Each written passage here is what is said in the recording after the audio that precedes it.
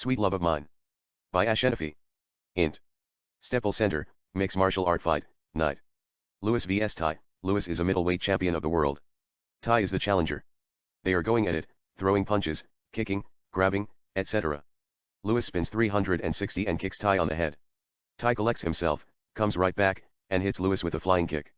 Down by the stage, we see a wise guy named Romeo Rossitini, 34, and an attractive young woman Lolita Flores, 25, sitting at the VIP seat and watching the fight. Romeo is the son of Luciano Rossitini, the Don of Rossitini crime family. Romeo's bodyguards stand everywhere, looking for any kind of unpredictable movement and making sure Romeo is safe. We see movie stars, models, young entrepreneurs, gangsters, rich businessmen, etc. The place is packed with glamorous people. In the ring, Lewis is beating the hell out of Ty, who is lying on his back, throwing one punch after another. Ty is bleeding. Lewis then looks at Romeo. Romeo nods at him. Lewis fakes wrist injury and stands back. Ty gets up and kicks Lewis on the head. Lewis falls on the floor. Ty punches him on the face. The referee quickly stops the fight and announces Ty as the winner of the fight. Romeo seems satisfied with the result. He gets up, turns his eyes and looks at a wise guy named Cesar Materazzi, 36, who is pissed off that Lewis threw the fight. He is the son of Roberto Materazzi, the Don of Materazzi crime family. Romeo and Cesari's eyes meet. Romeo doesn't like him. Cesar doesn't like him either. Romeo gives him "I'll cut your throat" sign. He runs his index finger across his neck. Cesar puts his hand under his chin, brushes it up as if he were telling him "fuck you" and walks away with his bodyguards. Romeo then looks at an African-American man named Prince, 33, who is standing with 4 attractive white girls. Prince sees Romeo. There is a bad blood between them. Romeo gives him a middle finger. He then puts his hands together in a prayer mode, places them next his cheek and gives him a sleeping sign. Romeo put Prince's brother Cato in a coma, but we don't know that yet. The gesture is for that. Prince ignores him and walks away with his lady friends. Romeo's 6 bodyguards stand around him and lead Romeo and Lolita toward VIP exit. No crowd. Int. Russian club, night. It's an upscale club. People dance as if it were the birth of Rasputin. It's figuratively speaking, but it's insane. We see attractive Eastern European girls dancing in the cages surrounded with fire. There are tigers, panthers, and lions in separate cages. More people are drinking, kissing, making out and taking pills, kiss of death. The reason they call kiss of death is the drug gives people out-of-body experience. But that's a different story. Romeo and his 4 main bodyguards, Dario, Jimmy, Vito, and Fabrizio, walk through the crowd. Int. Russian club, Boris VIP room, night. A man named Boris Yuri, 42, sits between 6 attractive Russian girls. We see all kinds of alcoholic beverages on the table. Boris's bodyguards, Peter and Andrew, stand at the entrance. Romeo and his bodyguards come to Boris' VIP room. Andrew stops Romeo from moving any farther. Romeo tries to muscle him aside and enter. But Andrew holds his ground. Boris tells Andrew to let him pass. Romeo gives Andrew a look, comes to Boris, and sits on the sofa. Boris and Romeo talk. We don't hear what they are saying due to the music on the soundtrack. Boris then gives a nod to a bodyguard named Vladimir who is standing with a briefcase. Vladimir puts the bag on the table, in front of Romeo. Romeo opens the bag, revealing bags of pills, kiss of death. Romeo opens the bag, takes a pill from the bag, places it in his mouth and swallows the tablet with scotch. He closes the briefcase, gives Fabrizio a nod to take the bag. Fabrizio takes the bag and stands aside. Romeo and Boris talk a little bit. Romeo then gets up, takes out his gun, and shoots Andrew's ear. Andrew holds his ear. His hand is covered with blood. They all draw their guns and point at their enemies. Mexico standoff. Boris tells his bodyguards to be cool and lets Romeo leave the place in peace. They stand back. Romeo and his bodyguards walk away. Int. Sunset Tower Hotel, after fight party, night. We see movie stars, aristocrats, models, and gangsters that we saw during the fight sitting at tables and having good times. On the stage, Ariana Grande sings side to side. A couple of folk dance on the open floor. Lolita sits at a table alone. Romeo's 2 bodyguards keep eyes on her. At the entrance, Romeo and his bodyguards, Vito and Fabrizio, come to the party. Romeo sees Lolita. He walks to her table. She sees him and gives him a sweet smile.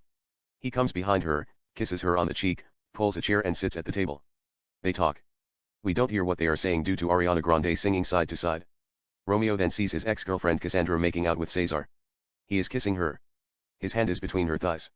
Romeo is not too happy about it. Cassandra looks at Romeo with the corner of her eye, and in order to make him jealous, she kisses Cesar with her tongue. Cesar caresses her tight and puts his hands between her legs. She makes a sexual sound. Romeo gets up, walks toward them, grabs a wine bottle from a table, in his way, approaches Cesar and crashes the bottle on the side of Cesari's head just as Cesar turns and looks at him. Romeo then punches him mercilessly. Cassandra screams out of control in confusion.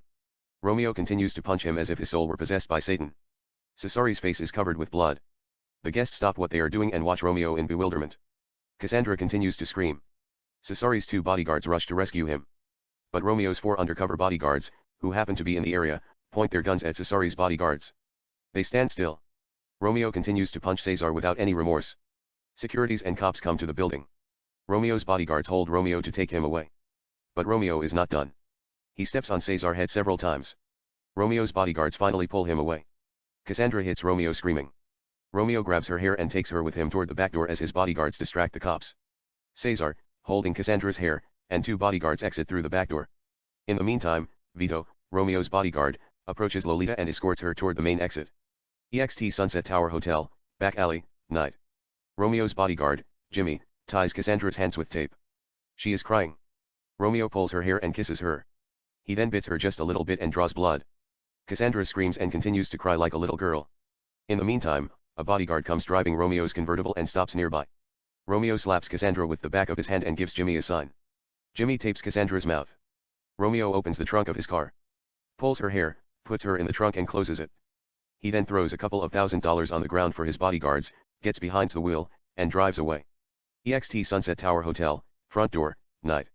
Lolita and Vito stand at the main entrance. Romeo comes driving and stops next to Lolita. Vito opens the door for Lolita. She gets in the passenger seat.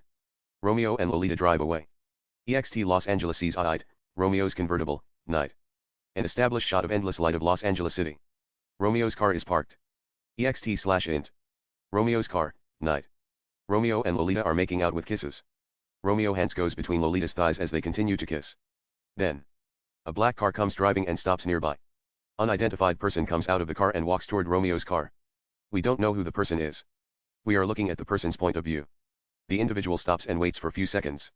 Romeo and Lolita continue to make out. Then a bullet explodes in Romeo's cheek. Another bullet pierces through his neck. A third bullet hits him in the chest. Lolita screams. The person, whose identity remains concealed, shoots her in the forehead. The killer shoots her in the breasts twice. The killer shoots Romeo 2 more times, in the forehead and chest, turns around and walks away. Romeo and Lolita's blood float in the air, 0 gravity. Fade to, black. Sweet love of mine. Fade in. EXT Los Angeles, seaside, crime scene, morning. We see the dead bodies of Romeo and Lolita in the car. Detective Brad Smith, 38, forensic team Jody and Luke and Dr. Crow are in the middle of collecting evidence. The forensic photographer, Toby, take the pictures of the bodies. Captain Nathan Carter, LAPD, and a detective named Ted Bell questions Cassandra who is wearing a blanket. Then Alicia, 29, comes driving a 2010 Corvette convertible, and parks her car across the crime scene. She gets out of the car and walks to the crime scene. She is a very attractive woman. She looks exactly like Alicia Vikander. Alicia, to Brad, what do we have? Brad, Romeo Rossitini and his girlfriend. Alicia, what's her name? Brad, Lolita Flores. They were killed between 12:30 a.m. to 1:30. Alicia looks at Cassandra as the capital and Ted continue to ask her questions. Alicia, who's that? Brad, that's Cassandra Finley. We found her in the trunk. Her hands were tied. Her mouth was covered with tape. Alicia, why didn't you tell me that on the phone? Brad, it must have slipped my mind. Alicia, what's her story?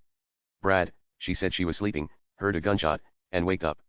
More shots were fired. She then heard a car driving away. Alicia, what was she doing in the trunk? Brad, Romeo put her. She's his ex-girlfriend. Alicia, who made the call? Brad, some guy who happened to be jogging in the morning 5 a.m. He said he had to go to work. Ironically, he is an employee at Federal Bureau Investigation Headquarters as a computer analyst. He is not agent or anything. He works at Cyber Division, programming codes. We had no choice but let him go. Looks at his report paper. His name is Peter Williams. Alicia, what about the victims? Brad, cold blood murder. Romeo was shot 5 times. A bullet in his cheek. 1 in his forehead. He's shot in the neck. 2 in the chest. She's shot 3 times. A bullet in her forehead and 2 bullets in her left breast. Alicia takes out her forensic gloves from her pocket, puts them on, and examines the bodies. Alicia, do you think it's a hit? Brad, it could be. Here is his wallet. He had $40,000 in cash and a couple of credit cards. Nothing is stolen. They just got through lifting the print. Alicia looks at the wallets. Alicia, any other witness? She gives him back the wallets. Brad, none. Alicia focuses on the crime scene. On the soundtrack music comes. Montage, Los Angeles. A quick take of the city of Los Angeles. Downtown Los Angeles, the Hollywood sign, Beverly Hills, the Kodak Theater, Hollywood Boulevard, Dodger Stadium, houses and buildings on the coastline of Pacific Ocean, millions of cars driving in the streets of Los Angeles and many more. EXT/int. Vincent's convertible, moving, day. It's a 2014 Mercedes convertible. Vincent, 32, drives in the streets of Los Angeles. On the soundtrack, music continues to play. He's a handsome man.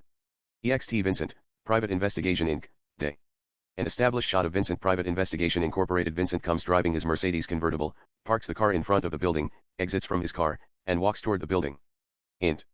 Vincent, Private Investigation Inc., main floor, day. Lucy Lee, 31, an Asian American, sits behind her desk and works on her computer. She is Vincent's secretary. Kevin, a private investigator in his 30s, is talking to a client named Jessica Stewart, 36. James Price, a private investigator in his 30s, sits at his glass office, talking on his cell phone. At the entrance, Vincent walks in. He greets Lucy with a wink. He walks up to Jessica and Kevin. Vincent, hi. Jessica, hi. Jessica and Vincent shake hands.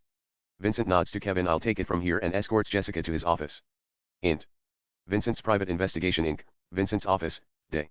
Vincent and Jessica enter. Vincent asks her to sit. She sits at the table. Vincent sits behind his desk. Vincent, Mrs. Stewart, I am sorry to tell you this. We could find your husband. I don't know what to tell you. Mr. Dawson might be killed by Yuri brothers. Sergei and Boris. They are Russian mafia. Jessica, I know who they are. Vincent, he was going to testify against Sergei Yuri. Off her look. You see. PCV is the main ingredient that they use to make the new drug Kiss of Death. Dawson was stealing PCV at the pharmaceutical company that he was working at, and selling them to Yuri brothers in black market. FBI found out about it and told him to testify against Sergei Yuri, or he would spend the rest of his life behind bars. He agreed to cooperate with FBI. Sergei found out about it, and his men killed him. Jessica, if what you're saying is true, so where is his body? Vincent, they might have disposed it. Vincent opens the drawer, grabs photos, and gives the photos to Jessica. Jessica, what's this? Vincent, photographs of your husband with Sergei Yuri in Sergei's yacht. They were taken 2 weeks prior to his disappearance. Jessica looks at the photos. Jessica, did you take these pictures? Vincent, no, I didn't. Jessica, who took them? Vincent, I'm sorry. I can't share that information with anybody. Jessica, why not? Vincent, it's confidential. The photos were actually taken by FBI. They were cited in their computer. I paid a man, who is highly skilled at extracting information from computers. He got them illegally. Jessica, are you saying you paid a hacker to get these photos? Vincent, maybe. Jessica, just find my husband. If he's dead, bring me evidence. I need closure. It's for peace of mind. She gets up and leaves the office. Vincent gets up, grabs Jessica's file from the shelf, sits behind his desk, and looks at the file. We see more photos of Sergei and Dawson Stewart in a big luxurious boat. There is a knock at the door. Vincent, looking at the photos, come in. Lucy walks in. Lucy, this movie star wants to see you. Vivian Flores. She said she had appointment 10 a.m. Vincent, yeah. Let her in. Lucy exits the office. Vincent puts the file aside. Then at the entrance, Vivian, 31, walks in. Vivian, hi. Vincent, hi. Vincent gets up from his chair to greet her. They shake hands. Vincent, have a sit. She sits. Vincent sits on the edge of his desk. Vincent, how can I help you? Vivian, 15 days ago my sister Lolita Flores was murdered. The police asked me a couple of questions about her death. But it seemed they're not really interested in finding her killer. They're taking it lightly. I want you to find who killed her. Vincent, I don't usually take murder case. I'm a private investigator. I deal with missing people. Vivian, my father used to be a police officer. His name is Dylan Flores, a lieutenant at LAPD. He killed his partner, a narcotic detective, and 2 officers, a police lieutenant and a captain, and disappeared with $50 million drug money. Nobody knows where he is. I got a couple of death threats from Anonymous, so did she. They harassed us to tell them where he was hiding before I set the record on national TV. He had never contacted us. We had never heard a single word from him. He abandoned us like the devil when I was 16 and when she was 10. They stopped bothering us. Actually, she was my half-sister. But I saw her as my best friend. 2 weeks ago, she was found murdered along with Romeo. I don't believe the police has anything to do with her death. But they'll not take the case seriously. I want someone like you who has history of solving crime. I am told you were the best investigating journalist in New York City. I read your book Extreme Engineer, and how you exposed that famous case of illegal human genetic engineering experiment. I played a fictional version of your girlfriend Marta in the movie. Vincent, I saw it. You were amazing. Vivian, thanks. I'll triple whatever you're charging, and $4 million bonus if you find her killer. Gets up, takes out a check. Here, $500,000, advance payment. She gives him the check. Vivian, I'll see you. She kisses him on the cheek and leaves the office. Vincent sits behind his desk. There is a knock at the door. This time, the door opens without a warning. It's Lucy. Lucy, Emily wants to see you about the application. Vincent, send her here. Lucy lets Emily, 25, into Vincent's office. Vincent, hi. Emily, hi. Vincent, have sit. Emily sits at the table. Vincent, what's your real name? Emily or Emma?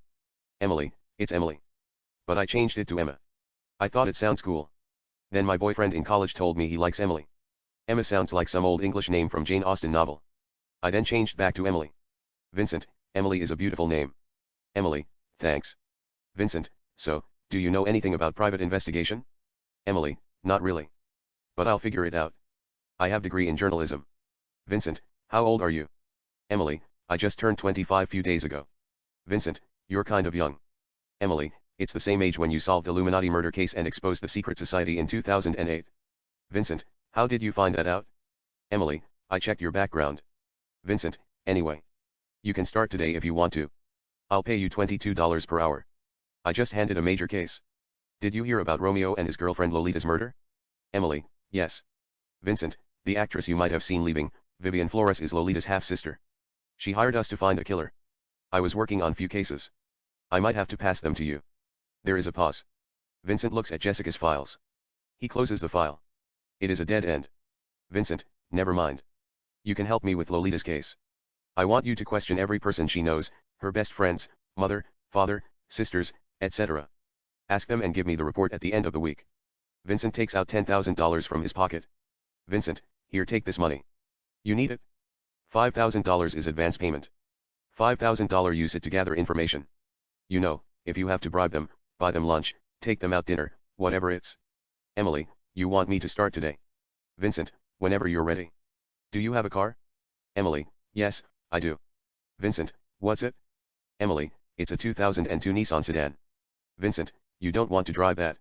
It's too slow. I'll give you my other car. 2014 Lexus. It's been sitting in the parking garage for a while. Gets up, come on. Take a look at it. Emily gets up. Vincent and Emily exit the office. EXT Vincent's Private Investigation Inc. Day. Emily stands next to Vincent's Mercedes convertible. Vincent comes driving 2012 Lexus and parks it next to his car. He gets out of the car and gives the key to Emily. Vincent, just hold on it for a while. If you need camera, tape recorder, laptops, cell phone, anything, just ask Lucy, she'll tell you where they are. Vincent shakes her hand. Vincent, welcome to the best private investigation farm in the city of Los Angeles. We're planning to expand the business. We will move into a new building if we solve this case. Emily, pleased to meet you. Vincent, pleasure is mine. Vincent gets in his convertible, starts the car. Vincent, I will see you. Emily, bye. Vincent reverses out and drives away. Emily gets behind the wheel, starts the Lexus, reverses out, and drives away as well. Montage, Los Angeles. A quick take of the city of Los Angeles. Downtown Los Angeles, the Hollywood sign, Beverly Hills, the Kodak Theater, Hollywood Boulevard, Dodger Stadium, houses and buildings on the coastline of Pacific Ocean, millions of cars driving in the streets of Los Angeles and others. EXT Romeo and Lolita's crime scene, day. Vincent photographs the empty crime scene area. Vincent then walks toward his car. There is a police officer who is in charge of securing the crime scene. Vincent takes out $300 and gives him the money. The cop takes the money and nods thanks. Vincent heads toward his car. EXT/int. Vincent's convertible, day. Vincent comes to his car, gets behind the wheel, starts the car, and drives away. On the soundtrack, music plays melodiously. Montage. Restaurant. Vincent sits at a pub with his laptop and watches a music video of Lolita in YouTube. Club. Emily questions a girl named Amy, a friend of Lolita. Amy tells her what she knows. We don't hear what they are saying due to the music on the soundtrack. Emily takes a note. Film set. A director named Jonah is in the middle of shooting a movie. It's a similar take, a man shoots a wise guy, who looks like Romeo, and a young woman, who looks like Lolita, while they are making out in the car. Jonah says, cut. Jonah's mansion. Vincent questions Jonah at his multimillion-dollar house without a sound.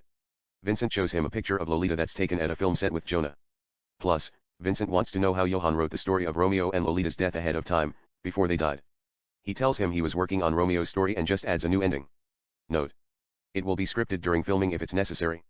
Strip club, it's upscale strip club. Attractive female strippers dance exotic. Vincent questions an actor named Joshua. Vincent shows Joshua the photo of Lolita and him in his cell phone. Joshua talks. Gym. Emily questions Lolita's ex-boyfriend Andy, who is sitting on a bench press. He tells her what he knows. Film set, UCLA. Vincent questions a director named Luke at the set of Smooth Criminal. Vincent shows him Lolita's photo. The director tells him what he wants to hear. Beach, Vogue photo shoot. A photographer takes the photos of an actress named Kate in series shots. Cut to. Vincent questions Kate. She tells him what she knows. Fashion show. Models walks in the catwalk. Camera lights flash from every angle. Celebrities sit and watch the fashion show. Vincent sits in the first row and watch the models do their things. He has a photo of a girl named Elizabeth on his hand, looks at it. She comes to the fashion runway, walks down the catwalk, looks at Vincent, and does few poses. She gives Vincent a wink, turns around, and walks toward the backstage. Romantic restaurant. Vincent and Elizabeth sit at a table with glasses of red wines. He shows her the photo of her with Romeo. She tells him what she knows. Advertisement agency, Chris's office. Emily questions a man named Chris, a creative director. He doesn't want to talk. She shows him the photo of him and Lolita in her small laptop. He begins to talk. Italian restaurant. Vincent questions a young wise guy named Alessandro who is eating spaghetti and drinking red wine. Vincent shows him Lolita's photo. Alessandro tells him that he had never seen her before. Vincent shows him the photo of him and some girl, extortion. Alessandro gives up and tells Vincent what he wants to hear. Italian fashion store. It's a big fashion store, the equivalent of Valentino. We see all kinds of glamorous female dresses. Emily questions Benini, a fashion designer. Benini tells her what he knows. Italian festival. We see a big Italian-American gathering. All kinds of Italian food are prepared. People are enjoying their outings with their families and friends. They are a couple of attractive Italian-American girls talking, drinking wines, and eating all kinds of Italian cuisine, checking out men, smiling at wise guys, etc. The men are looking for the cutest and the most attractive girls as well. Wise guys enjoying their outings. Vincent questions a wise guy named Alberto who is sitting at a table. He tells him what he knows. Classy Spanish club. We see people dancing with Spanish music. It's sexy and steamy. A girl named Lucia dances salsa with a young man named Ramirez. They are very good. A gangster named Thiago sits at a sofa in the VIP section and looks at them. 12 bodyguards stand nearby. Vincent sits at a table looking at a photo of Lucia and Romeo. Cut to. Vincent questions Lucia in the ladies' room. She tells him what she knows. Russian club. It's the same club that we saw at the beginning of the movie. We see people dancing with techno music like there is no tomorrow. Attractive Eastern European girls dance in the cages surrounded with fire. Some people are doing drugs, kiss of death. Some are kissing and making out in the club like Studio 54. Vincent questions a girl named Natasha in the quietest section of the club. He shows her the photo of Romeo that's taken at a restaurant with her. Chinese club. People dance with K-pop. Most of them are Asians. The club has bathtubs surrounded with candlelight. We see attractive Asian girls, Chinese gangsters, and regular rich Asian people sitting in the tubs with all kinds of alcohol, beverages and drugs, making out, etc. Vincent sits in a bathtub with a sexy Asian girl named Zing. They are making out with kisses. Vincent then shows her the photo of Romeo and her in his cell phone and asks her a question. She gets up nude, exits the tub, and walks away. Black Lions Club. Even though a black club, we see diverse people, Caucasian, Latino, Asian, Africans, etc. They are dancing with hip-hop songs.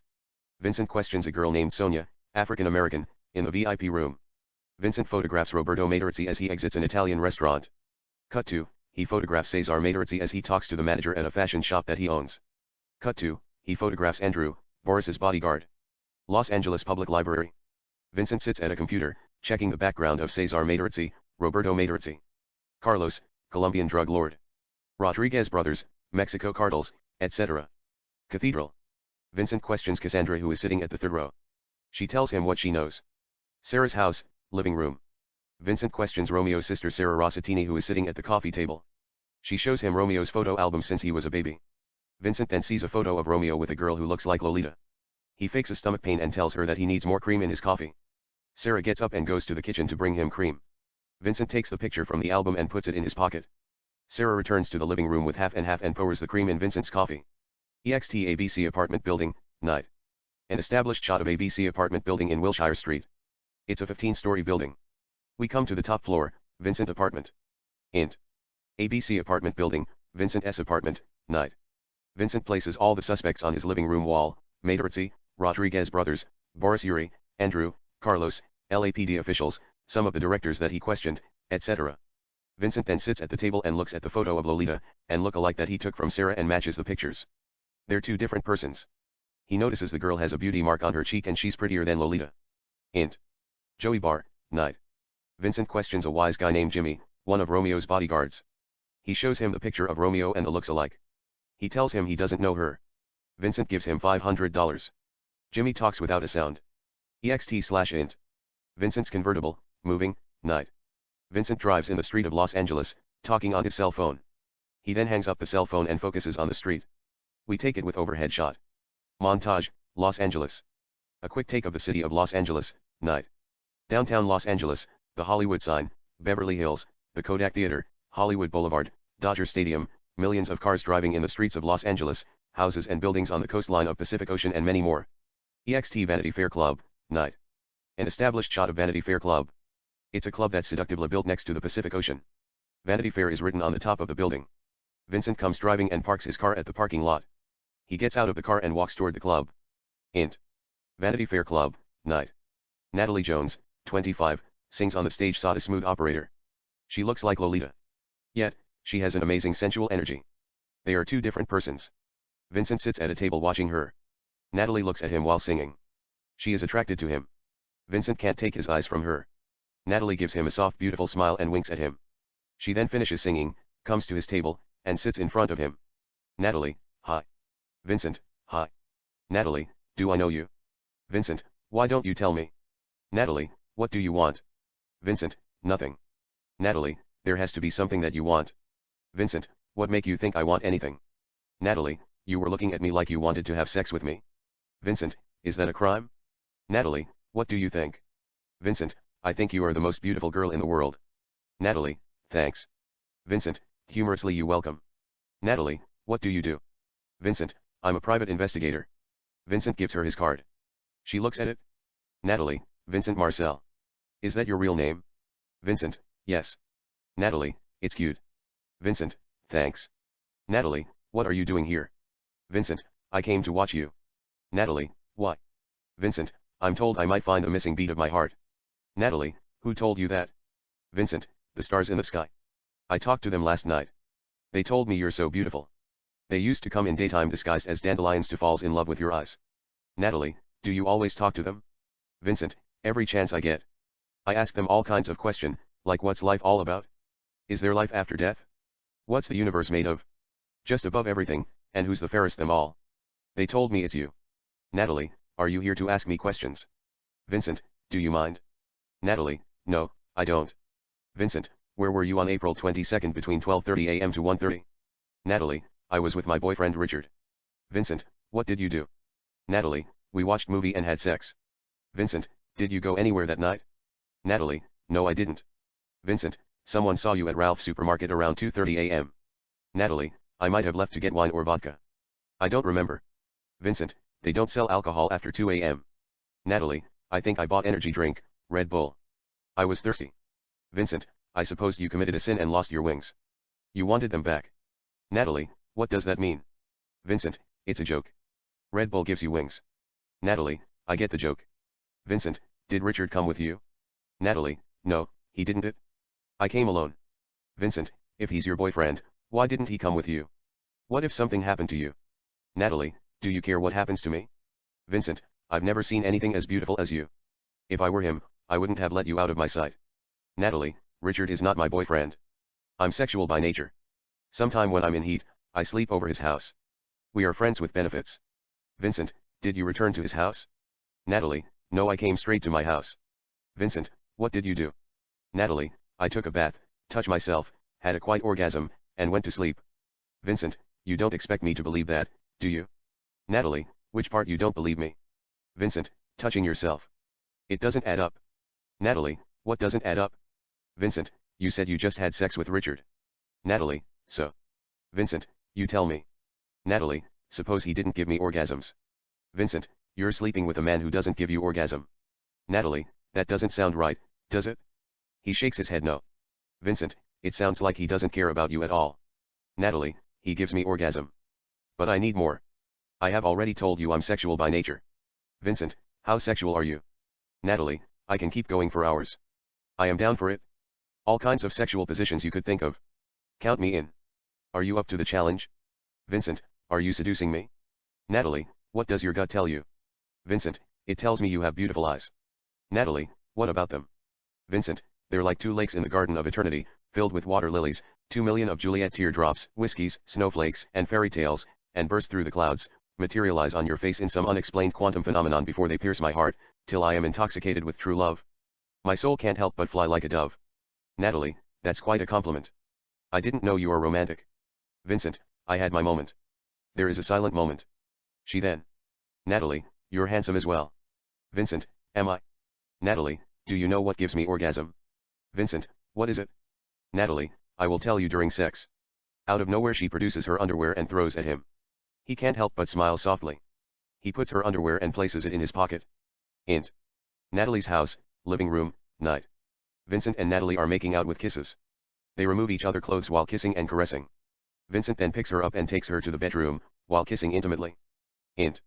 Natalie's house, bedroom, night. Vincent and Natalie make love. It's sensual, steamy, seductive, and passionate. We stay with them with series cuts as they go at it with various sexual positions. Int. Natalie's house, bedroom, later. Vincent and Natalie are out, lying on the bed. She is sleeping on his chest without a single drop of cloth. Vincent is awoken, seems to be thinking about something while running his fingers on her shoulder blade. He then slowly gets up in underwear, and walks toward the living room. Int. Natalie's house, living, night. Vincent goes through Natalie's stuff, looking for information. He finds photo albums and looks at the photographs. Most of the photos are Natalie's modeling snapshots, no close friend, no family, except male and female models. Vincent puts the album where he found it and grabs another album. It's the same thing, Natalie's modeling photos. He then sees some regular photos of Natalie in the beach. We don't know who took the photos. We see Natalie walking down in the beach without a single drop of cloth, swimming, etc. There are also photos of Natalie with movie stars. Vincent then sees the photo of Natalie, Lolita, the dead girl, and a girl named Amanda. In the meantime, out of nowhere, like a ghost, Natalie appears at the living room. She is wearing erotic blouse that barely covers anything. It shows her breasts and vagina. Natalie, hi. Vincent looks at her. He closes the album. Vincent, I was just looking at your photo albums. Vincent puts the album aside as she approaches him. Natalie, did you find anything you like? They exchange soft kisses. Vincent, you're photogenic. They exchange soft kisses. Natalie, what's photogenic? Does that mean someone who looks attractive in photos but they look average in real life? Vincent, no. You are a million times more beautiful in real life than you look in photographs. It only means no camera capture your supernatural beauty, and when they capture it, you are labeled as photogenic. Natalie, just shut up and kiss me. They kiss French. She removes her blouse and stands nude in front of him. They kiss more intimately. They go down on the floor, kissing. Vincent removes his underwear and throws it away. They kiss seductively. She spreads her legs alluringly. Vincent enters her deliciously as they begin to make love. Int. Natalie's house, bedroom, night. Vincent and Natalie make love. It's steamy, romantic, and passionate. We stay with them for a bit. ext/int. Vincent's convertible, moving, day. Vincent drives in the street of Los Angeles. He is talking to Lucy on his cell phone while looking at the photo of Natalie, Lolita, and Amanda. Int. Vincent's convertible, moving, /VPI Inc., day. Lucy talks to Vincent looking at information in her computer. Note, we do intercut. Vincent listens to what Lucy has to say. Then they both hang up their phones. We stay with Vincent. Vincent focuses on the road as he continues to drive. ext Amanda's house, day. An established shot of Amanda's house. It's a 2-bedroom house. Vincent comes driving and parks his car next to Amanda's house. He gets out of the car and walks toward the house. Int. Amanda's house, living room, day. Vincent and Amanda sit at the coffee table and talk. Vincent, you're the last person that she talked to that day. What did she tell you? Amanda, she didn't tell me anything. Vincent, I'm told there is no secret between you and her. She is your best friend. There is a silent moment. She looks at his eyes desirously. She then. Amanda, since you are cute. I'll tell you everything. But you have to buy me lunch. On the soundtrack, music plays melodiously. They continue to talk without a sound. ext Vincent's convertible, moving, day. Vincent is behind the wheel. Amanda sits in the passenger seat. They are driving in the street of Los Angeles. Amanda is telling him a story. But we don't hear what she is saying due to the music on the soundtrack. Int. Bar and restaurant, day. It's a romantic bar and restaurant. Vincent and Amanda sit at a table and have glasses of scotch. Vincent, we're supposed to have lunch. Not whiskey. Amanda, it's not whiskey. It's scotch. They're two different things. Do you know that? Vincent, no. Amanda, scotch is whiskey. It spells WHISKY, without E. It's for whiskey made in Scotland. It tastes flawless. But whiskey, with EWHISKEY, is for whiskies that are made anywhere in the world except in Scotland. Vincent, I see. Amanda, I am not alcoholic or anything. I have to lose 10 pounds in 4 days for this role I am going to audition. And there is nothing eat the fat in your body faster than scotch. Exercise by itself wouldn't do the trick. Vincent, I am not going to judge you. Amanda, anyway, Lolita told me Romeo is a freak. He was into S&M. But he also talked a lot. He used to tell her everything, like one time she told me how his gang stole cocaine from Colombians and he ate her pussy with cocaine. Vincent, did she tell you about what Romeo was up to? Amanda, she didn't have to tell me anything. Romeo was fucking me too. He told me about LAPD corruption, how he would love to turn them to internal affair, and kill all the drug dealers and terrorists. Maybe, someday how he would turn all mob-related enterprises to the government, run for president, and straighten up this county for good. Of course, he was joking. He was an actor, pretending to be something he was not. But he told me he didn't give a fuck about anything. If he wanted something, he would just take it. Vincent, what about did he tell you who might want him dead? Amanda, I think everybody wanted him dead. That is not a secret. I wanted him dead. He treated me like a whore. Vincent takes out the photo of Natalie and shows her the picture. Vincent, do you know this girl? Amanda, that's Natalie. I met her through Lolita. Vincent, did he say anything about her? Amanda, he was madly in love with her. They were engaged secretly. He told me how he had to change.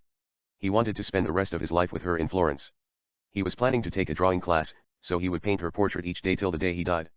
I remember I was feeling jealous. I would have done anything to make a man love me like that. Vincent places $200 on the table and gets up.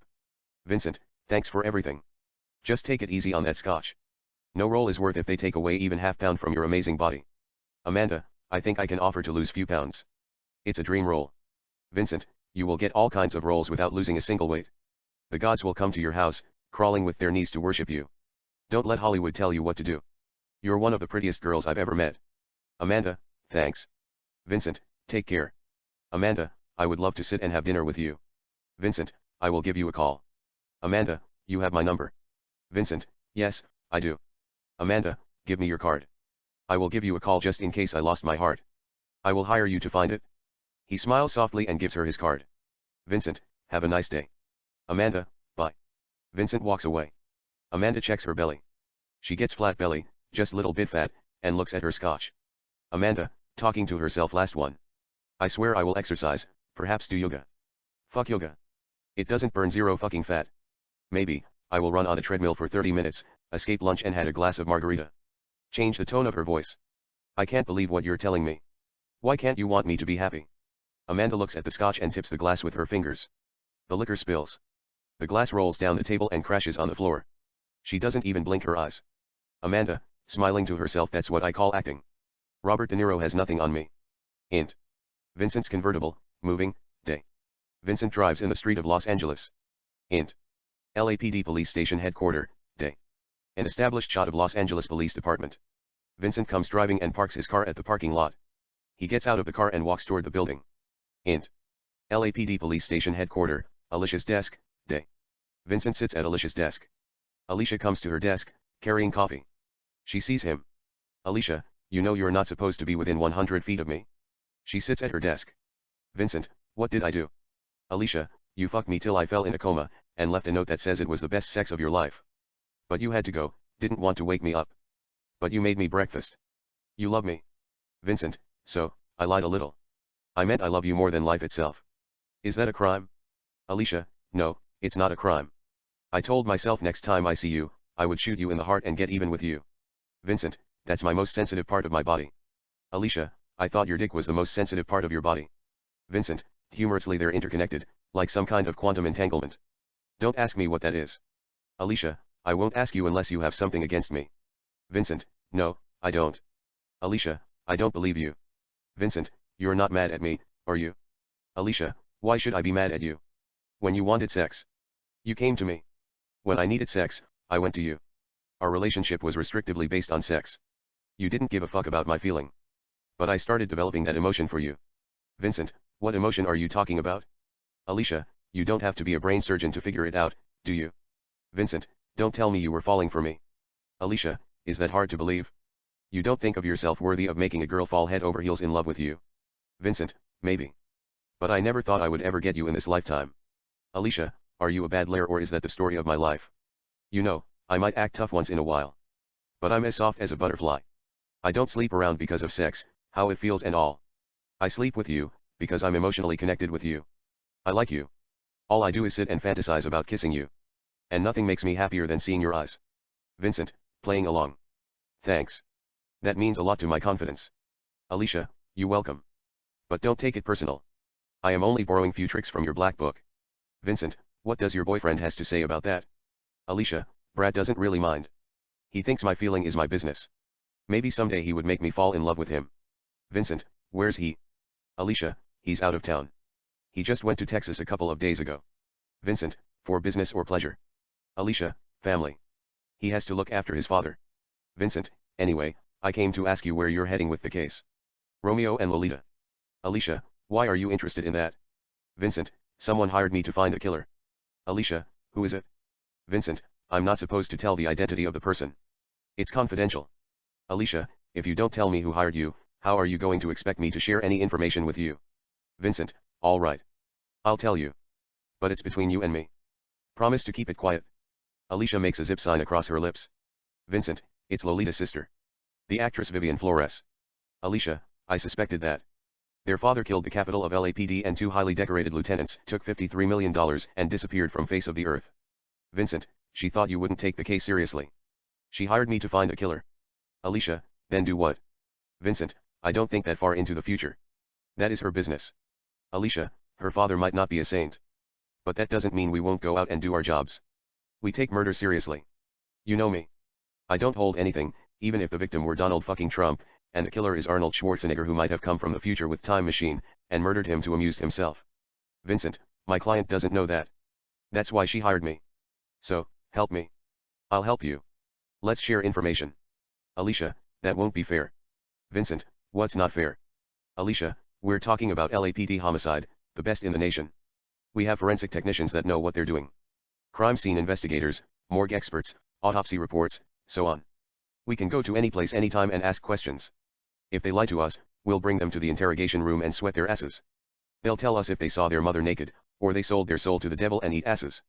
You get the point, don't you? Vincent, this is a serious crime. Alicia, we take all crime seriously. Vincent, but this is as serious as it gets. You're not dealing with average Joe. You're dealing with people in this LAPD Department of Narcotics. SWAT, forget about DEA, don't even mention Italian mobs, Mexican cartels, Colombians drug lords. Russian mafias. Just look behind your desk. The captain and the chef of LAPD. They're all in this. Alicia, I was about to say you were getting my attention. But I know you, Vincent. You'd say anything. You would even accuse Jesus Christ sleeping with Mary Magdalena if Illuminate pays you to find Christ missing bloodline. Vincent, you're not going nowhere without my help. You can bring a wise guy to interrogation room. He would tell you he wouldn't talk to you without his lawyer. Besides, they have this Omerta code of silence, never talk to the authorities. Later they go to the mattresses.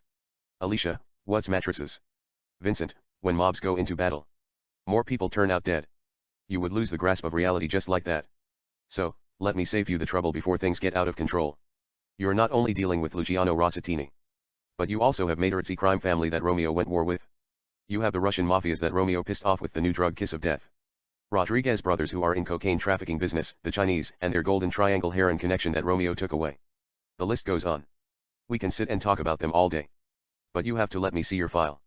It's a little detail that solves crime. I have the puzzle that puts the whole pieces together. Alicia, what's it? Vincent, first, you have to promise me to share whatever you have. Alicia, you know me better than anybody, Vincent. I will promise you anything. Then I'll tell you to go fuck yourself. Vincent, then forget it. Alicia, I'm dealing with murder here. Whatever it's, just spit it out. If I think the information is valuable, I'll make a deal with you. Vincent, you might have heard them saying, one person can make a difference. Alicia, don't tell me that's your motto. Vincent, it's not my motto. I don't even know who said it. That's why we need to work together. Just maybe if one person makes a difference, a little evidence will make a difference as well. Like suppose the president of Russia has affair with Miss Beijing. But who care?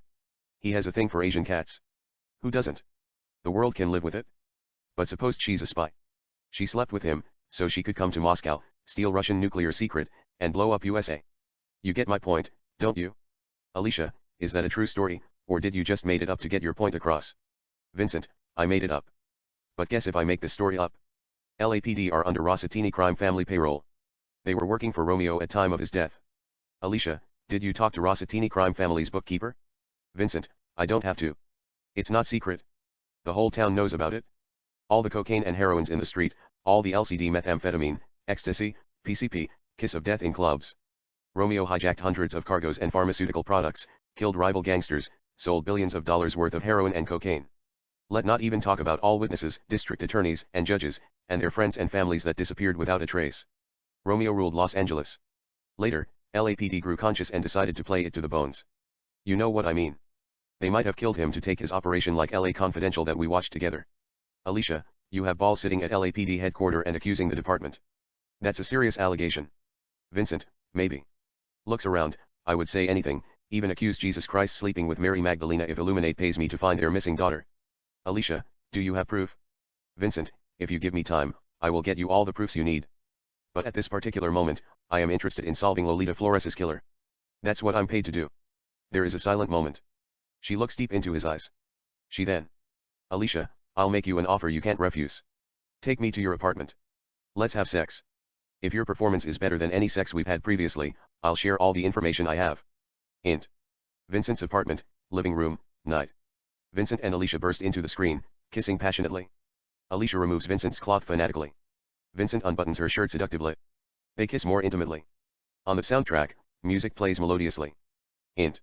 Vincent's apartment, bedroom, night. Alicia and Vincent make love. It's steamy, seductive, and passionate. We stay with them with series cuts as they go at it with various erotic positions. Int. Vincent's apartment, night. Vincent and Alicia are lying on the bed. He is smoking cigarette. She rests on his arm nude. It seems she might never wake up. Vincent slowly pulls his arm, gets up without waking up Alicia, shirtless, and walks to the living room. Living room/kitchen. Vincent walks down the living room, goes to the kitchen, opens the refrigerator, grabs a can of Coke, and comes to the living room. Vincent looks at the photos of the suspects on the wall. He then looks at the photo of Natalie. He removes it from the wall, sits at the table and continues to look at her. On the soundtrack, music continues to play. Int. Vincent's apartment, living room/kitchen, morning. Vincent makes breakfast at the kitchen, scrambled eggs. Alicia looks at the photos of the suspects on the wall, at the living room, while sipping Diet Coke from a can.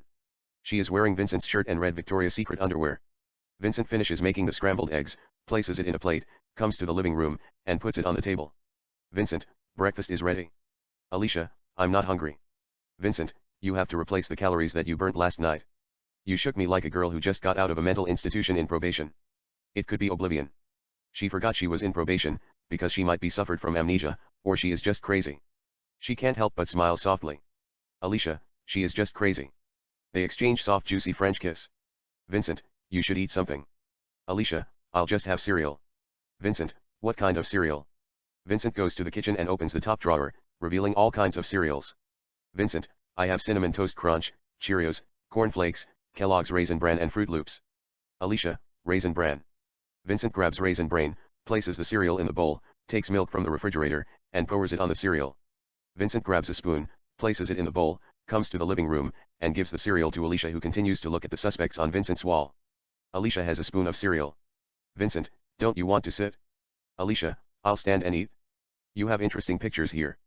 Points at pictures. This is Roberto Matorras, the Don of Matorras crime family. That's his son. Cesar Matorras. That night, Romeo and Cesar fight appeared to be a dispute over Romeo's ex-girlfriend Cassandra, whom he put in the trunk. Puts the cereal on the table. But there was a bad blood between them dating back to their crime families. Some kind of godfather thing. Roberto Matorras didn't want to involve in lucrative drug trafficking rackets. He thinks it's bad karma. They might have watched too much Francis Ford Coppola's Godfather. They wanted to keep it clean. You know, gambling, money laundering, racketeers, pieces of the action from computer software companies in Silicon Valley, running casinos in Vegas, and hijacked pharmaceutical products. Rossitini crime family are like the Tattaglias. They're ruthless. They know the money is in cocaine and heroin. They quickly skyrocketed to the top of the food chain and controlled the Commission and Cosa Nostra in Italy. Yet, they attracted the federal government. FBI arrested Luciano Rossitini for income tax violation and brought down his entire crime family to their knees. That's just the beginning of the story. Little Romeo grew up fast and picked up where his father left off. He became just as nasty as his father. He killed people for looking at him. He killed judges, lawyers, cops, and their families. He terrorized New York City, Chicago, Miami, Los Angeles. Wherever he set foot, people died. LAPD might have something to do with it here in Los Angeles. But I can't prove it. Like how they killed Sonny Shark Chris Cito, the Don of Tardelli crime family. They cut him into pieces and fed him to sharks. However, that's a different story. Humorously, besides, we can't pull every shark in the Pacific Ocean, open their guts, and collect the pieces. We can only do that if someone kills Sandra Bullock. Then we'll drop nuclear bomb in the Pacific Ocean, kill every fish and shark that live under the water, open their guts, and put the pieces together. Hopefully, we'll find Keanu Reeves's DNA in her finger's nails. She wouldn't go out without a fight. He smiles softly. Vincent, keep going. I am listening. Vincent sits at the table. Alicia, I can watch Speed and The Lake House back to back whenever I feel lost. Anyway, Romeo went to war with Materzi crime family, who continue to believe drug is bad. Not only does it attract the federal government, but it's also a sin against God. It was massacre both side. Then Luciano Rossatini got out of prison after serving 10 years in a federal prison. They decided to make peace. The commission agreed to keep drug out of New York City, Chicago, and KC. The rest is fair game. Los Angeles remained Rossatini crime family stronghold. Romeo didn't waste no time. He eliminated all his comparators and continued to distribute cocaine and heroin all 50 states the exception of those 3 cities. But Cesar knew Romeo was getting larger than life and would come after them. He jumped into drug trade secretly without his father's approval. That night, they didn't fight because of the girl. Romeo found out that Cesar was not only selling drugs in New York City, Chicago, and KC and framing it on Romeo. However, he also brought his business to Los Angeles and moved into Romeo's turf, making deal with LAPD and DEA. Int. Cesari's restaurant, day. Flashback. Cesar sits at a table. The restaurant is empty. Alicia questions him. Alicia, you said you were treated by a doctor? Cesar, family doctor. Alicia, can you give me a name and an address of the person who treated you? Cesar, he's a ghost. He just appears out of thin air. If you have cuts, headache, or a bullet in your belly, he gives you penicillin, so your cuts, pulls the bullet out of your gut and leaves. No name. No address. Alicia, where were you that night between 12:30 a.m. to 1:30? Cesar, I've already told them. I was at my ex-wife's house, nursing my injury. Alicia, your ex said you left the house around 12 a.m. Cesar, that, she can't shut up her mouth. Suppose if I wanted to kill him, she would have handed me on a sliver plate. Alicia, where did you go after you left the house? Cesar, I went for a drive. Alicia, where? Cesar, just around Los Angeles without stopping. Maybe for gas and some snacks. Alicia, that's not what I heard. Cesar, what did you hear? Alicia, you were seen at Joey's bar around 1:45 a.m. Cesar, who told you that? Alicia, it doesn't matter. There is a silent moment. He then. Cesar, I'll tell you the truth. Int. Jasmine's house, bedroom, night. Flashback. Cesar lies on the bed nursing his injury. He is patched up inexpertly. His ex-wife Jasmine, 36, brings him a water and 2 aspirin. Cesar gets up, takes the pills, and downs them with water. Cesar, voiceover I was mad as hell. He cut my eye. He broke my nose. I felt soulless as if someone chopped my balls and fed to a dog. They took me to my ex's house. She lives 5 minutes from the club, nursed me. Then family doctor showed up and patched me up nicely. A mob Dr. Bruck comes to the bedroom and looks at Cesari's injuries.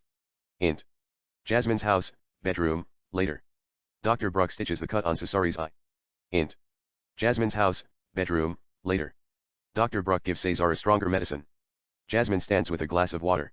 Cesar places the medicine in his mouth. Jasmine gives him the water. He downs the pill with water. Dr. Bruck tells Cesar to rest.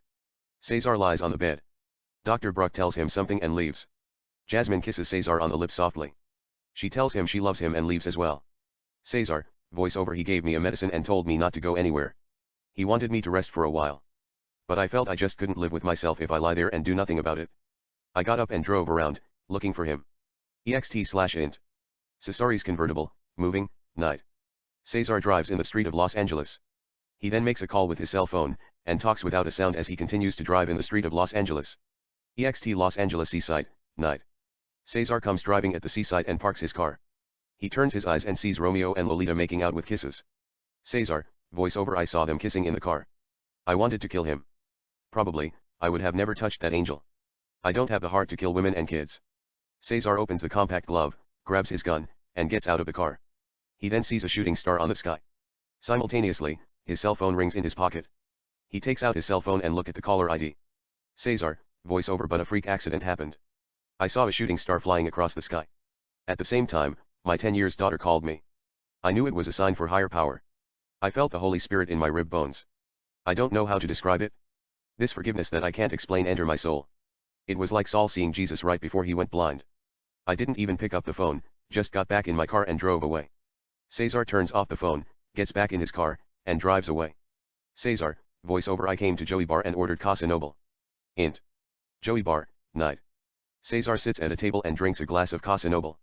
Cesar, voiceover the next day, I heard someone killed Romeo. I knew cops or feds would question me. Int. Cesari's restaurant, day. Flashback. Back to, Alicia and Cesar. Cesar, I just told them I was at my ex-wife's house. If you think I did it, do your homework and prove it. I'm innocent. Int. Vincent's apartment, living room, day. Present. Back to, Vincent and Alicia. Vincent, so, you're saying Cesar might be innocent? Alicia, I wouldn't go far and say he's innocent. He might be telling the truth. We checked his phone recorded. He did receive a phone call from his daughter. Plus, I saw the same shooting star that night. But I doubt it if I encountered any divine intervention. I thought about you. That doesn't count as divine intervention, does it? Vincent, humorously maybe. Alicia, but the thing is I always think about you. Perhaps, I should acknowledge it as divine intervention, regardless of shooting star. Vincent, humorously I'm told I have that kind of effect on girls. I don't know how many of them have thought of me and acknowledged it as divine intervention. But when they reach their climax, they think I'm God. Alicia, I know you're a dog. Vincent, do you know when dogs spell backward, it's God? Alicia, don't tell me you went to college to figure that out. Vincent, I just wanted to remind you simple things that we take for granted keeps the flow of life. Only God knows why he created a man from dust, a woman from his rib, and told them not to eat from the knowledge of good and evil. Alicia, he didn't create a dog, did he? Vincent, he might have. I don't know. I'll question him. But I read this article in the Nature Animals Online. Female dogs are the masters of manipulating sexual interaction. They have a very effective way of holding onto their partners. They have enormous muscles inside their vaginas that grasp the male dog's penis during sexual intercourse, which guarantees that the male dog is not leaving anywhere until his sperm fertilizes the female's egg. This interlocking of genitals can last up to 30 minutes. Meanwhile, the female dog typically ignores the fact that a male dog's penis is inside her vagina. She would go about her normal routine and eats, sleeps, and walks around while a male is hazardously being pulled behind her like a fool. Alicia, I wish I had enormous muscle inside my vagina. I would have locked your penis inside my vagina and go to work, solve murder cases. Vincent, am I going to be pulled behind or in the front? Alicia, you are a dog. I would let you hit it behind and then cuff your dick with my vagina. Vincent, are you going to let me put on some clothes? I don't want to catch pneumonia. Alicia, it's summer. The weather is beautiful here in South California. You won't catch anything. Vincent, would you let me go after I come inside? Alicia, it depends on my mood. I don't usually run into dogs who are ripped like you to impress the opposite sex. Vincent, I'm not that ripped. I just do a little bit push up to keep the flow of blood in my heart. You women barely dress anything and rise the temperature in our hearts. Alicia, if you say so. But I'm not the one who pinched a nerve in the lower back after 7,500 clapping push-ups in 3 hours and cried for 2 months with an excruciating pain in the left leg. Vincent, I thought I had a lot to prove, break my own personal record, maybe get in World Guinness Book of Records, humorously, and leave a lasting legacy whenever I find myself naked with a beautiful girl like you. Alicia, I feel you. Referring to the photos. Anyway, let's move to Philip Knight aka King, the leader of Black Lions, and his eldest son Prince Knight, a mixed martial artist. Prince was at the party that night. He saw Romeo beat Cesar. It reminded him his kid brother Cato. You see, Romeo beat Cato, Prince's younger brother, till he fell into coma. Cato was diluting Romeo's heroin and selling them in the street with a cheaper price. But King refused to retaliate. He knew that he couldn't offer to go war with Rossatini crime family. He had other worries. All Latino gangsters in Los Angeles wanted him dead. He had to make peace with Luciano Rossatini who was backing the Black Lions secretly. Besides, King knew that Cato was diluting Romeo's heroin and selling them in the street without his approval. Both King and Luciano Rossatini acknowledged their mistakes and make peace. Luciano paid King undisclosed amount of money, so King wouldn't seek revenge against Romeo. But Prince is a different story. Montage, flashback. Boxing ring. We see Prince and Cato training mixed martial art. They are going at it, kicking, grappling, punching, etc. Street. Cato and an attractive Latino girl named walk down the sidewalk in African American and Latino neighborhood. 2 of his boys, bodyguards, follow him behind. Then Romeo comes driving his convertible with his 2 bodyguards and cuts him off. Cato is caught by surprise. His boys go after their guns. But 2 undercover cops, who happen to be in the area, point their guns at them. Another undercover cop points a gun at Cato's head and shows him his badge. Cato tells them to be cool. He got the situation under control. Romeo gets out of the car, approaches Cato, and spits on Cato's face. Cato thinks about standing up to Romeo. But the cops and Romeo's bodyguards point their guns at him. He knows they are looking for a reason to shoot him. Then the undercover cop hits Cato in the back of his head with the gun. Cato goes down. Romeo kicks his head. Blood comes out of Cato's nose. Romeo then gets down and punches his face pitilessly, till his face turns into pulp. Everybody looks away. Romeo finally stops. They think he's done. But Romeo steps on Kato's head several times like Robert De Niro in The Goodfellas. Hospital. We see Kato lying in coma. Alicia, voiceover: it was the perfect opportunity to avenge his little brother and get away with it. Int. Prince Marital Arts Center, Day. Alicia questions Prince near the boxing ring. Prince tells everybody to evacuate. They all leave. He puts 2 chairs in the middle of the ring. Alicia jumps inside the ring. They both sit, face to face. He is drawn to her like a magnet. She kind of likes his muscles. He is wearing tank tops and cut like most mixed martial art fighters. Alicia, where were you that night between 12:30 a.m. to 1:30? Prince, I was at home with my girlfriend watching porn. Alicia, do you always watch porn? Prince, we usually make porn. She likes to collect sex tapes. She is freak. Alicia, let me guess, but that night you just decided to watch instead of making video, cause something was bothering you. Prince, I fucked her but she forgot to record it. You know, she was screaming like a wounded cat. The video would have proved that I was innocent. But it is sad, the one time she forgot to record it, someone turned up dead. And the cops are trying to blame it on me. Alicia, nonetheless, suppose you fucked her and left to get weed to clear your mind and settle a score with someone that put your kid brother into coma. Prince, I don't smoke weed. Alicia, she said that you might have left to get marijuana. But I'm told weed doesn't do it for you anymore. That's not true, is it? Prince, weed makes you lazy. Alicia, it relaxes me. I like it. It helps me clear up a problem that I have with someone who has my number. Prince, I don't have time to relax. I'm a very busy person, as you see. I live, eat, breathe, and sweat intensity. I'm a fighter. I watched a documentary about Bruce Lee. They found weed in his system at the time of his death. I thought he was weak. Why he wanted to fuck around with that shit? Someone like Bruce Lee should be drinking human blood, smoke tiger's heart, eat Komodo dragon, and be at peace with his soul. Alicia, you don't smoke ganja but you love cocaine. Am I right? Prince, I don't want to incriminate myself. Alicia, someone can say he loves pussy. But it doesn't mean he eats pussy. Prince, I like you, detective. You have this porn star look that turns a man into a gladiator. I would love to watch you getting fucked by 5 niggers and coming on your face. Alicia, you like to watch, don't you? Prince, no, I would prefer fucking you myself in this ring at this particular moment and come on your lips. No offense. I'm just open to sexuality. No girl has ever given me a hard-on with her sense of presence. You are sexy like a virtual reality porn star. Alicia, none taken. You're quiet poetic. I get turned on by things like that. I've always wanted to be a porn star. I watched it every chance I get. It excites me. But tell me, where did you go that night? Your girlfriend said you left the house around 11:45 a.m. and you never returned. Prince, can I trust you? Alicia, anytime. Prince, everybody knows Romeo put my little brother Kato into coma. But I understand it was business. Int. Sunset Tower, party, night. Flashback. Prince sits at a table with 4 white girls and watches Romeo beating Cesar. We see it from Prince's point of view. Prince, voiceover: that night, I was at the party. I saw Romeo beating Cesar heartlessly. I wanted to bury a bullet in the back of his head, not like I give a fuck about the other Guido. He is a piece of shit.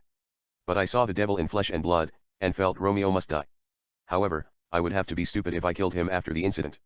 Int. Prince Marital Arts Center, Day. Back to Alicia and Prince. Prince, I'm a self-educated man. I don't like this black and white talk. It's 2017. I have fucked 10 young gorgeous white girl in one night. They sucked my dick like a lollipop. I pissed on their asses while fucking them in the buttholes. I came on their tits and did whole lot of things. But you can't help yourself expressing your point of view in black and white regardless of the impact race has in this country. Even though, my skin is dark. I think like a Caucasian. Ironically, if you ask me how a Caucasian think, I would say he thinks like Will Smith for the sake of making point. Int. Sunset Tower, night. Romeo just finishes beating Cesar. There is a chaos. Cops are moving. Prince gets up. Prince, voiceover: what would Will Smith do in that situation? He would get up and leave. Prince tells the girls it's time to leave. They walk toward the exit. Prince takes out his cell phone, makes a call, and talks as he exits. Int. Hospital, Kato's room, night. Kato remains in coma. Prince visits his brother. Prince, that night, I visited my brother at the hospital. Int. Prince's palace, bedroom, night. Prince and a beautiful Latino girl have a pornographic sex. Prince, voiceover: I came to my house. I have the sexiest girlfriend in the world. I might have taken my frustration out on her. I fucked her till her pussy was sore, and came on her face. I did some cocaine to calm my nerve and left the house. Int. Prince's palace, living room, night. Prince, who is still nude, does 3 lines of cocaine, and walks toward the camera. With nice camera work, we come to Prince's underground sex house. Int. Vice erotic house, night. Prince walks down his underground sex house. We see all kinds of erotic activity right and left. Prince, voiceover, came to my underground erotic club that I own and spent the night making sure things were going smooth. Prince continues to walk down the building, looking at all kinds of S&M sex and bizarre sexual activities. Int. Vincent's apartment, living room, day. Present. Back to Alicia and Vincent. Vincent, he might have left the house around 11:45 p.m. He tracked them down and killed them, before he went to his sex house. Flashback. EXT Seaside, Los Angeles, night. Romeo and Lolita make out in the car. Prince approaches them with a gun, shoots, and kills them. He turns around and walks away. Int. Vincent's apartment, living room, night. Back to Alicia and Vincent. Alicia, I doubt it. There is a videotape of him having sex with 4 Asian girls at Vice Erotic House that he owns starting at 1 a.m. He showed it to me. Vincent, humorously, that's something. Alicia looks at the photo of Carlos on the wall. Alicia, who's that? It's Vincent's turn to explain. Vincent, that's Carlos. A Colombian drug lord. Romeo made a lot of enemies. Carlos brought cocaine hidden inside sugar and packed with plastic bags and cartons, straight through lakhs worth about $82 millions. Romeo's men intercepted it in the street, pretending to be SWAT. Flashback. EXT Los Angeles Street, day. A truck, driven by 2 men and containing cocaine, moves in the street of Los Angeles. 2 GMC SUVs are following the truck from a fair distance. Then comes a motorcycle flying, passes the truck, and stops few meters ahead of the truck. The motorcyclist takes out a machine gun and fires at the truck. The truck slows down. A big truck comes out of nowhere and cuts the cocaine truck. The cocaine truck stops just in time to avoid collision. The 2 GMC SUVs that were following the truck stop as well. Then 5 black Mercedes SUVs come driving and stop nearby. 10 mercenaries, wearing SWAT uniforms, get out of the Mercedes SUVs with machine guns. They fire and kill the 4 men in the 2 GMC cars. They shoot the 2 men in the truck as well. They remove the dead bodies from the cocaine truck, take the truck, and leave. Int. Vincent's apartment, living room, day. Back to Vincent and Alicia. Vincent, Romeo didn't waste time.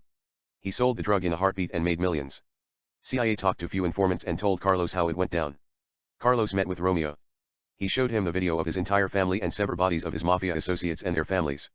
Carlos didn't know Romeo was the Prince of Darkness. He didn't give a fuck about anything. Romeo was willing to go war with the Colombian government, but everybody has a soft spot.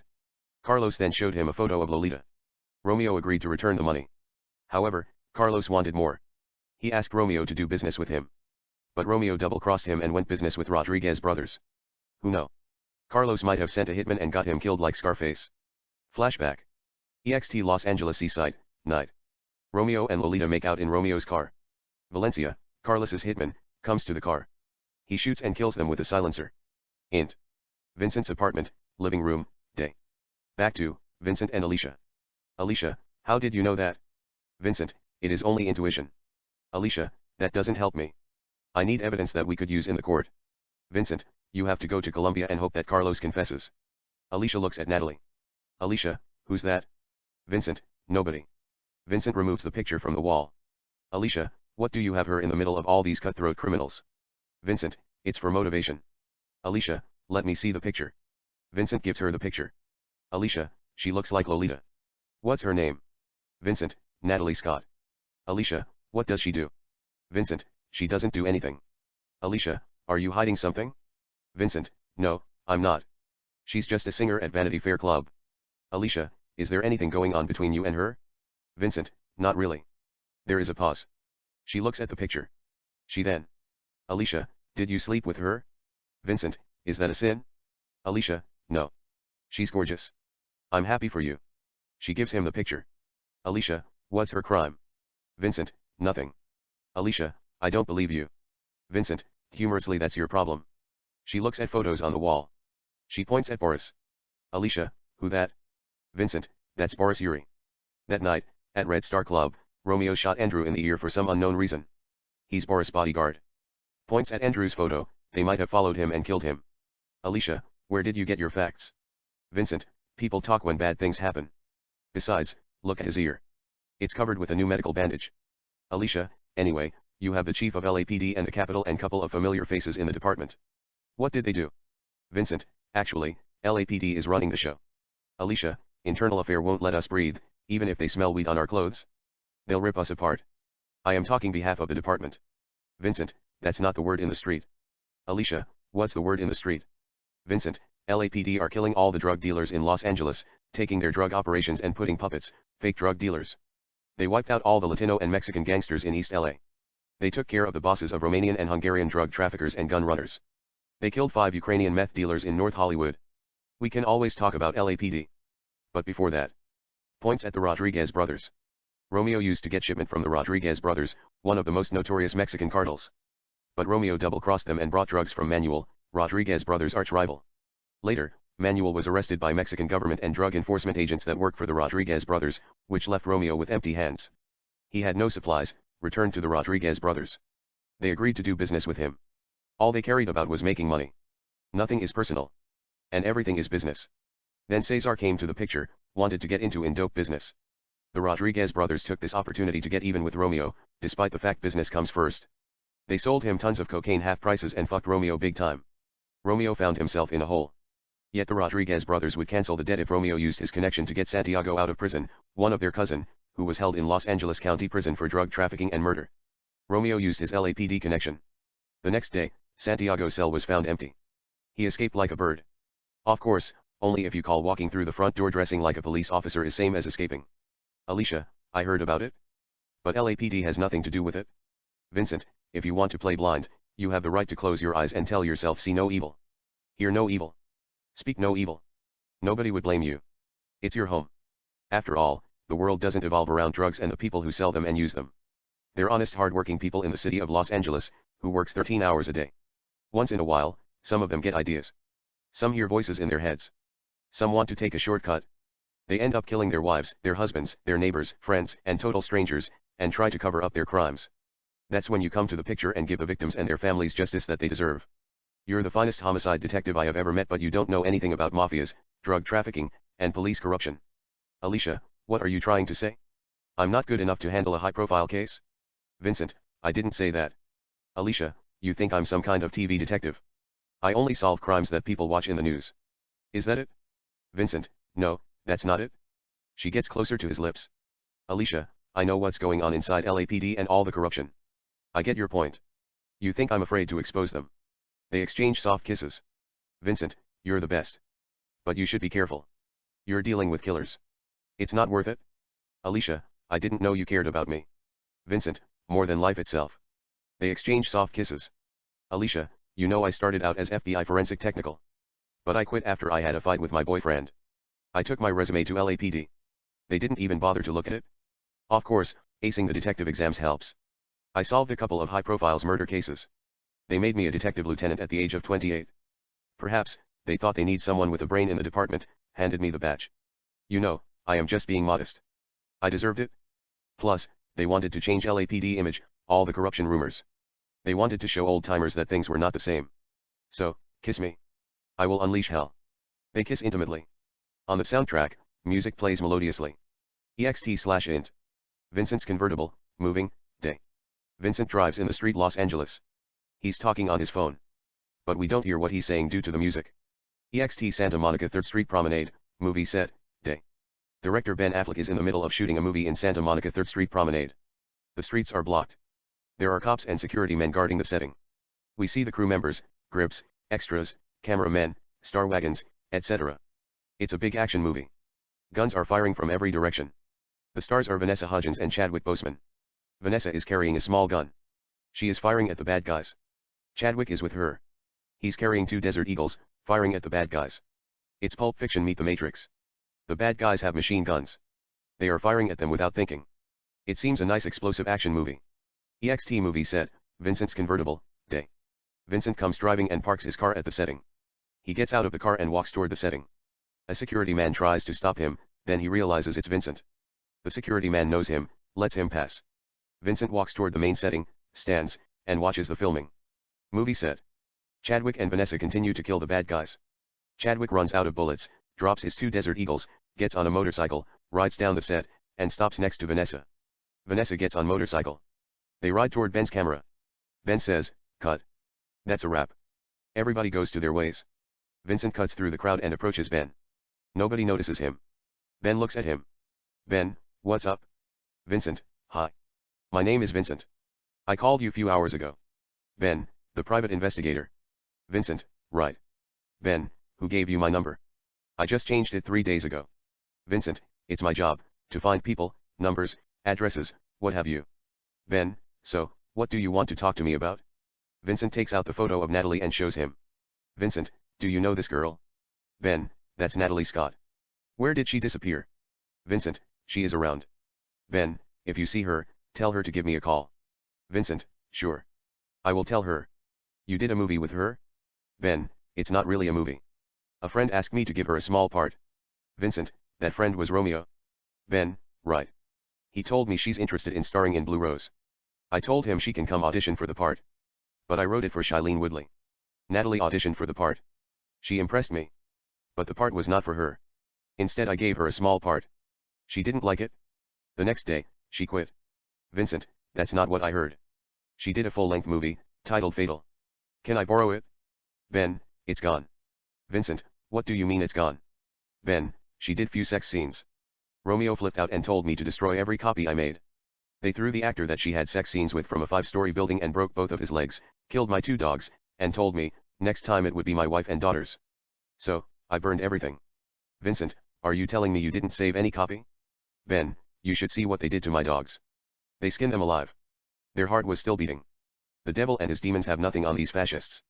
Vincent, anyway, if you have anything that she made, give me a call. Vincent gives Ben his card. Ben, sure.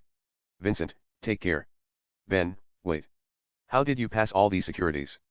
Vincent, I told them I'm a cop. Ben, you don't look like a cop. Vincent, undercover. Ben, you don't look like undercover either. You look like a movie star. Have you thought about acting? I might have something for you. Vincent, thanks. But no thanks. I'm busy at the moment. Ben, whenever you're free. This screenplay that I'm working on it. It's titled Lost Angel, Searching for a Missing Girl in the City of Los Angeles. I always wanted to work with a real private detective. Vincent, I'll think about it. Ben, don't forget to tell Natalie I would love to see her. I might have something for her. Vincent, I'll tell her. Ben, let me give you a word of advice. Don't fuck with those Italian serial killers. I've never encountered anything that's absolute evil in my life. The Nazis are saints compared to these Guido. If you see them walking toward you, just pray to God that he would make you a bird, and fly away to the farthest galaxy. Vincent smiles polity. Vincent, you didn't even save one copy. Ben, I swear on my mother's soul. I destroyed everything. 3 months of work. I paid all the expense out of my pocket. I should be in Boston reading novels and writing an Academy-winning screenplay. But instead, Universal asked me to do this high-budget action movie, $115 million. I just blew up 25 cars in 2 days. Vincent, good luck with it. But I know you saved a copy somewhere hidden in your house. I have seen some of your movies. You wouldn't back down even to the wrath of God. Ben, but let me ask you a question. Is it worth putting your family's life in danger? Vincent, it is art. If you are not willing to sacrifice everything, nothing is worth doing.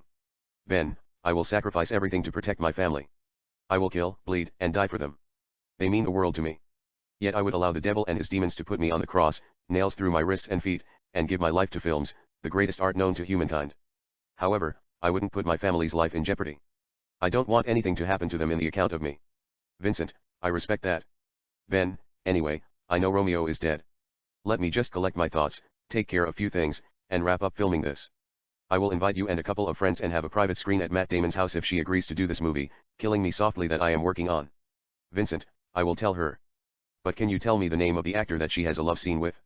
I want to ask him few questions regarding to the death of Loretta. Ben, Jeremiah Roy. Vincent writes it down. Vincent, thanks. Just let me know whenever you are ready to show it. Ben, sure. Vincent, bye. Ben, adios. Vincent walks away. EXT movie set, Vincent's convertible, day. Vincent comes to his car. When he is about to enter, Vito and Fabrizio approach him from behind. Vito points his gun at Vincent's side. Vito, don't do anything stupid. Vincent is caught off guard. Vito quickly pats him for gun. Vito, the Don wants to talk to you. Vincent collects his composure. A black limo comes driving and stops next to them. Fabrizio opens the VIP seat. Vito, get in the car. Vincent gets in the limo. Vito gets into the limo with Vincent. Fabrizio gets in the passenger seat. The limo drives away. EXT Luciano Rossettini's mansion, day. An established shot of Luciano Rossettini's house. It's a big mansion. It looks like the White House. There are 5 guards at the main gate standing with machine guns. There are more security men, wearing suits, securing the place.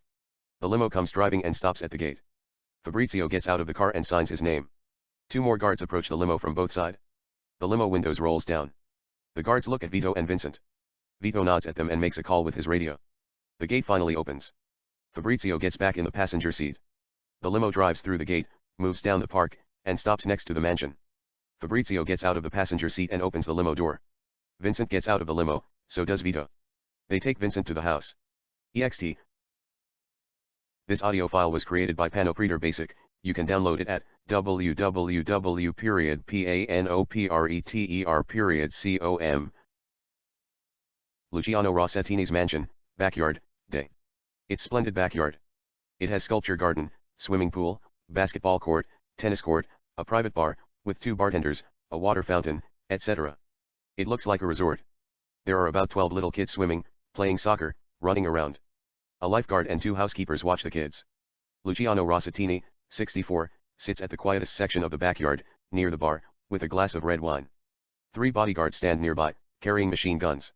1 bodyguard stands holding a briefcase. The Godfather is lost deep in thought. Vincent comes to Luciano, escorted by Vito and Fabrizio. Luciano gives them a nod to leave them alone. Vito and Fabrizio turn around and walk away. Luciano, have sit. Vincent sits at the table. Luciano, you want wine? Vincent, no thanks. Luciano, you're a private investigator? Vincent, yes. I'm. Luciano, I heard you've been asking questions about my son's killer. A beat, who hired you? Vincent, it's confidential. Vincent looks at Luciano's bodyguards who are standing with machine guns. Vincent, my clients want their identities to be protected. Luciano, I respect that. There is a silent moment. Luciano remains in a deep thought. He seems sad. He then. Luciano, Vincent. You don't mind if I call you by your first name? I always called Romeo by his first name. His mother loved him. But she called him Hamlet. He was my only son. He might have mixed up with the wrong crowd while I was away. But he was a very good kid. I loved him with all my heart and soul. However, God decided to take him away. He watched someone put bullets into his heart in vain.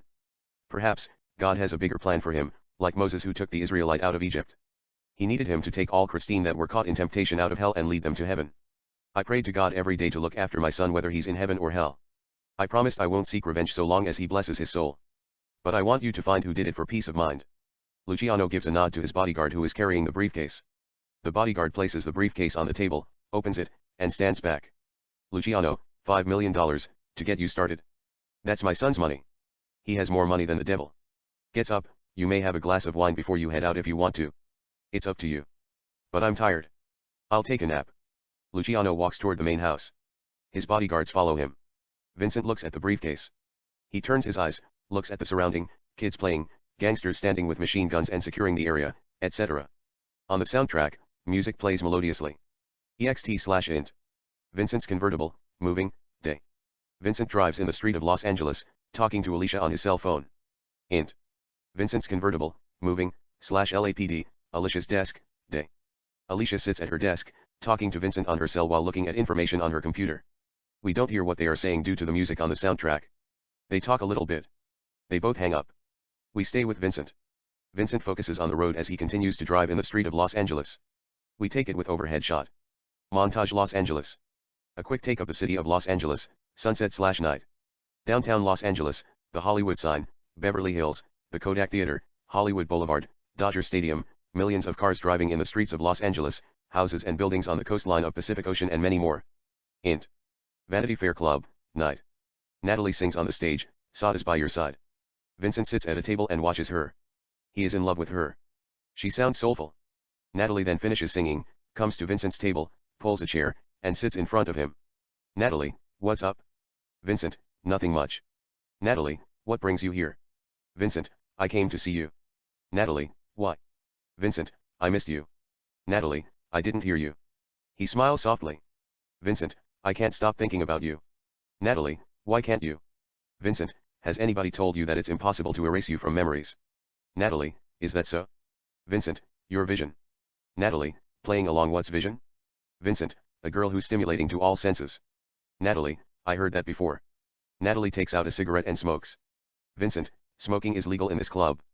Natalie, mockingly yes, it's. Vincent, may I? She gives him the cigarette. Vincent takes a drag, breathes out the smoke, and returns the cigarette to her. There is a silent moment. She then. Natalie, this young female detective came to ask me few questions about Romeo, where I was at time of his death and all. Vincent, what did you tell her? Natalie, the same thing I told you. Vincent says nothing. There is a pause. Natalie, do you know her, the detective? Vincent, kind of. Natalie, what do you mean kind of? Vincent, I used to go out with her. Natalie, what happened? Vincent, nothing. There is a silent moment. She then. Natalie, were you dating her? Vincent, we were friends with benefits, like you. She has a boyfriend. Natalie, is he a cop? Vincent, he's her partner. Natalie, is she sleeping with you behind her boyfriend? Vincent, she just wants to have fun. Natalie, what do you mean by fun? Vincent, you know how female cops are. They're horny. She smiles sweetly. Natalie, what about male private investigators? Are they horny too? Vincent, I can't speak for other private investigators. But nothing gives me pleasure more than pleasing beautiful girls. I have a sensitive heart. Natalie, really? Vincent, it doesn't help my case when I ran into a delicious girl like you. Natalie, you think I'm all that? Vincent, the light of the world. Natalie, you're romantic. Vincent, I doubt it. Natalie, how come? Vincent, I am just playing with your feeling. Natalie, pay me a compliment. Vincent, I would have counted every star in the sky, reached into heavens, stolen a tulip from the Garden of Eden, kissed it and given the flower to Helen of Troy if beauty were immune to a curse. Yet, I would not hesitate to cut open my chest, remove my heart, and burn it in hell if a single beat of my heart doubt, or question if you're the most beautiful girl in the universe. I would then replace it with a red rose, witness the petals fall one by one whenever I blink my eyes, and thorns grows around my soul in the rain. You have a splendid sense of presence, radiant eyes, delicious lips, and beautiful face that give me feeling of complete bliss at the bottom of my heart, and great joy in my brain. When I'm not with thee, I feel like I am in the darkness as if I were slain. I go insane. And that feeling can only be rivaled by crucifixion when I think about kissing your lips in vain. Natalie, that's the best compliment I have ever received. Vincent, it's nothing. Natalie, I am wet. Vincent, you're just saying that to seduce me. Natalie, honest. If I had known I have that kind of emotional effect in a person's life, I'd have never felt I had wasted my life. Vincent, what make you think you had wasted your life? You're young. You have a bright future ahead of you. Natalie, I had never been in love before, till I met you. Vincent, you don't want to fall in love with me. I'm not what you think I'm. Natalie, what are you? Vincent, nobody. Natalie, what do you mean nobody? Vincent, just a man who says anything to get what he wants. Natalie, how's that? Vincent, I might have said it to seduce you. Natalie, I like a man with a big sexual appetite. Vincent, I could be a sex addict. Natalie, sex is the biggest part of life. If anybody tells me that sex is a crime, that would mean they are not emotionally available. Vincent, humorously, what if I am not emotionally available? I am a psychopath who just loves to see you happy, and die with sexual pleasure. Natalie, playing along, it doesn't matter. I like you. Vincent, I wish I only liked you and think about something else. But I couldn't get you out of my heart. Natalie smiles in beauty. There is a silent moment. She then. Natalie, what are you up to? Are you still looking for the killer? Vincent, do you think the killer wants to be found? Natalie, how should I know? Vincent, what does your instinct tell you? Natalie, it doesn't tell me anything. Vincent, humorously, could he be a serial killer? Natalie, I don't know. I'm not a cop. Vincent, you would make a great homicide detective. Natalie, you don't like what I do?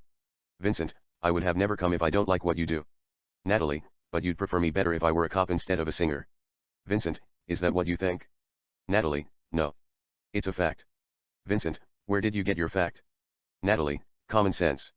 Vincent, they said, common sense is a flower that doesn't grow in everyone's garden. Natalie, what doesn't that mean? Vincent, it means you're unique. Natalie, anyway, don't you have to go to college to be a detective? Vincent, not really. You just have to be a police officer, pass few detective exams, and then work your way to the top. Natalie, I didn't know that. Vincent, it might help if you have a degree. You have associate degree in psychology, don't you? Natalie, who told you that? Vincent, I did a little background check. Natalie, you could have asked me. I would have told you everything. Vincent, so, tell me, what's the story behind your psychology degree? Natalie, I thought about being a lawyer. I was told if you wanted to be a lawyer, psychology degree was crucial. 90% of the battle fought in the courtroom is psychology, 5% is fact, and 5% is law. I thought about going Harvard Law School but changed my mind. I didn't want to defend or persecute anybody. Who am I kidding? If a man cuts his neighbor's throat, should I provide him the best defense money can buy so I could go to Paris once in a while and visit the Louvre? It's not worth it. Vincent, you can do a lot of things with law degree. You can represent victims of medical malpractices and make a ton of money. Natalie, it's not my cup of tea. Vincent, have you thought about being a shrink? Natalie, no, I have no patience to sit and listen to people's problems. Vincent, You can work at non-profit organizations, then run for governor, and be the first female president of the USA. What do you think? Natalie, being the first female president of the USA has always been a dream of mine, but I'm not very good with people. Vincent, you're amazing with me. Natalie, it's because you're romantic. You bring the best in me. Vincent, thanks for the compliment. Natalie, it's not a compliment. It's the truth. Vincent, anyway, I looked at your profile. You minored film and theater. You did a couple of films. What did you quit acting? Natalie, I didn't like the attention. Vincent, did Romeo throwing Jeremiah from 5-story building have anything to do with you quitting from acting? Natalie, no, I just had to heal my soul. There is a silent moment. Vincent looks at her eyes. She is hiding something from him. Vincent, what do you mean you had to heal your soul? Natalie, stay away from drugs. I quit drinking. There is a lot of temptation in Hollywood. I experimented with a lot of drugs in short period of time while I am acting. That's when I decided to be with Romeo, so I could collect myself and do something substantial with my life. Vincent, you own this place, don't you? Natalie, are you asking me how I got it? Vincent, no. I'm not. I know Romeo brought it for you. He was in love with you, wasn't he? Natalie, he might have been. But he didn't want to be seen with me in public. Vincent, maybe he was protecting you. Natalie, protecting me from who? Vincent, Romeo had a lot of enemies.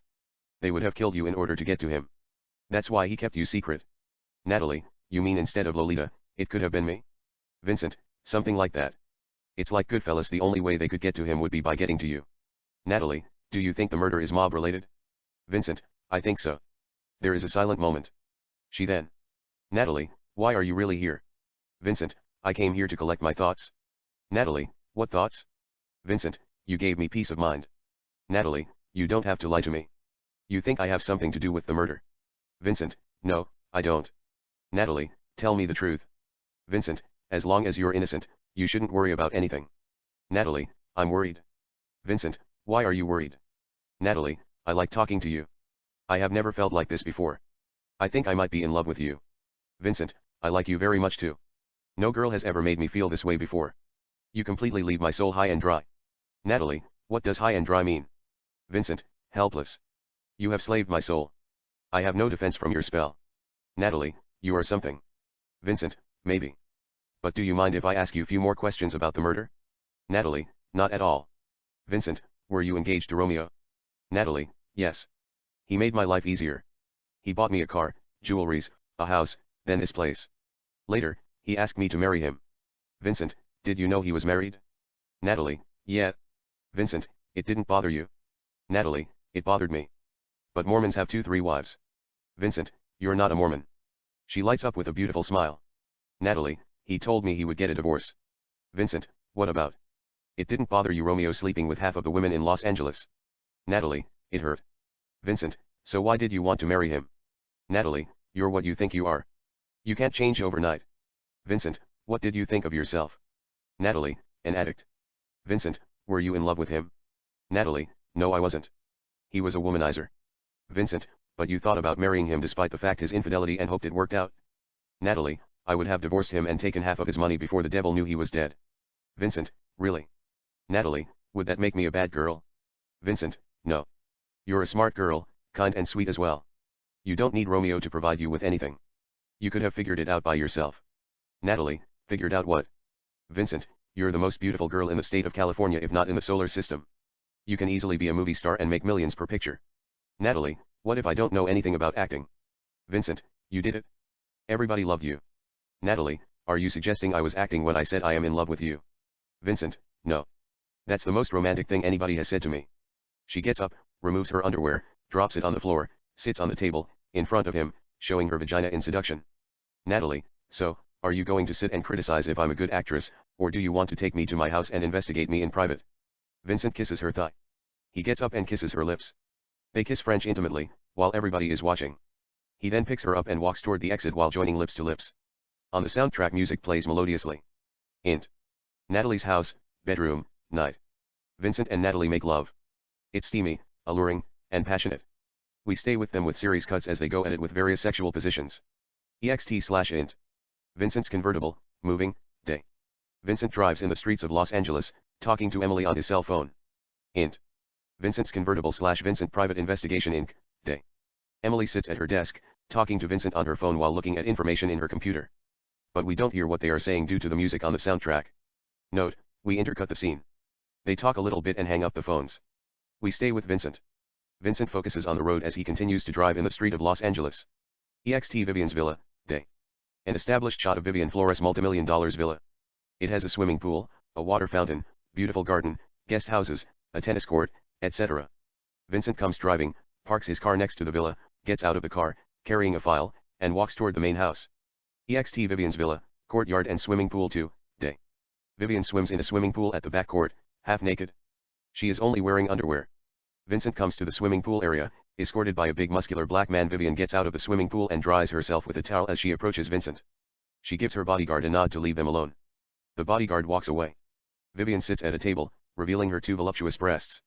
Vincent is not too distracted. Vivian, have a seat. Vincent pulls a chair and sits. Vivian, did you find the killer? Vincent, I'm still working on it. Vivian, why are you here? Vincent, I came to ask you a few questions about the murder. Vivian, that's odd. Vincent, where were you that night between 12:30 a.m. to 1:30 a.m.? Vivian, why are you asking me that? I hired you to find my sister killer. Vincent, I just want to make sure I ask everybody few questions and put the pieces together. So, tell me where you were that night. Vivian, do you know I could fire you and hire another PI for asking me that question? Vincent, I wouldn't worry about that too much. Romeo's father hired me to find his son killer as well. I am in too deep. Vivian, you're not a cop. Why should I tell you anything? Vincent, I'm a private investigator. You don't want me to pull your little dirty secrets. Vivian, what secrets? Vincent, your husband. Jacob Floyd, how he disappeared and all that lying and covering that you staged. Vivian, what about it? Vincent, I know you hired lifesavers who staged fake crime scene. You killed Jacob right here, in this house after you caught him having sex with Lolita. You then called lifesavers to get rid of the body and make it look like an accident. They cleaned the house. They took your husband's body, sailed in the middle of the Pacific Ocean, cut his corpse into pieces, fed him to sharks, and sank the boat. When the police questioned you about his disappearance, you just told them he took a trip around the world. Vivian, that's a lie. Vincent, it's in Lolita's diary. Vivian, she doesn't keep diaries.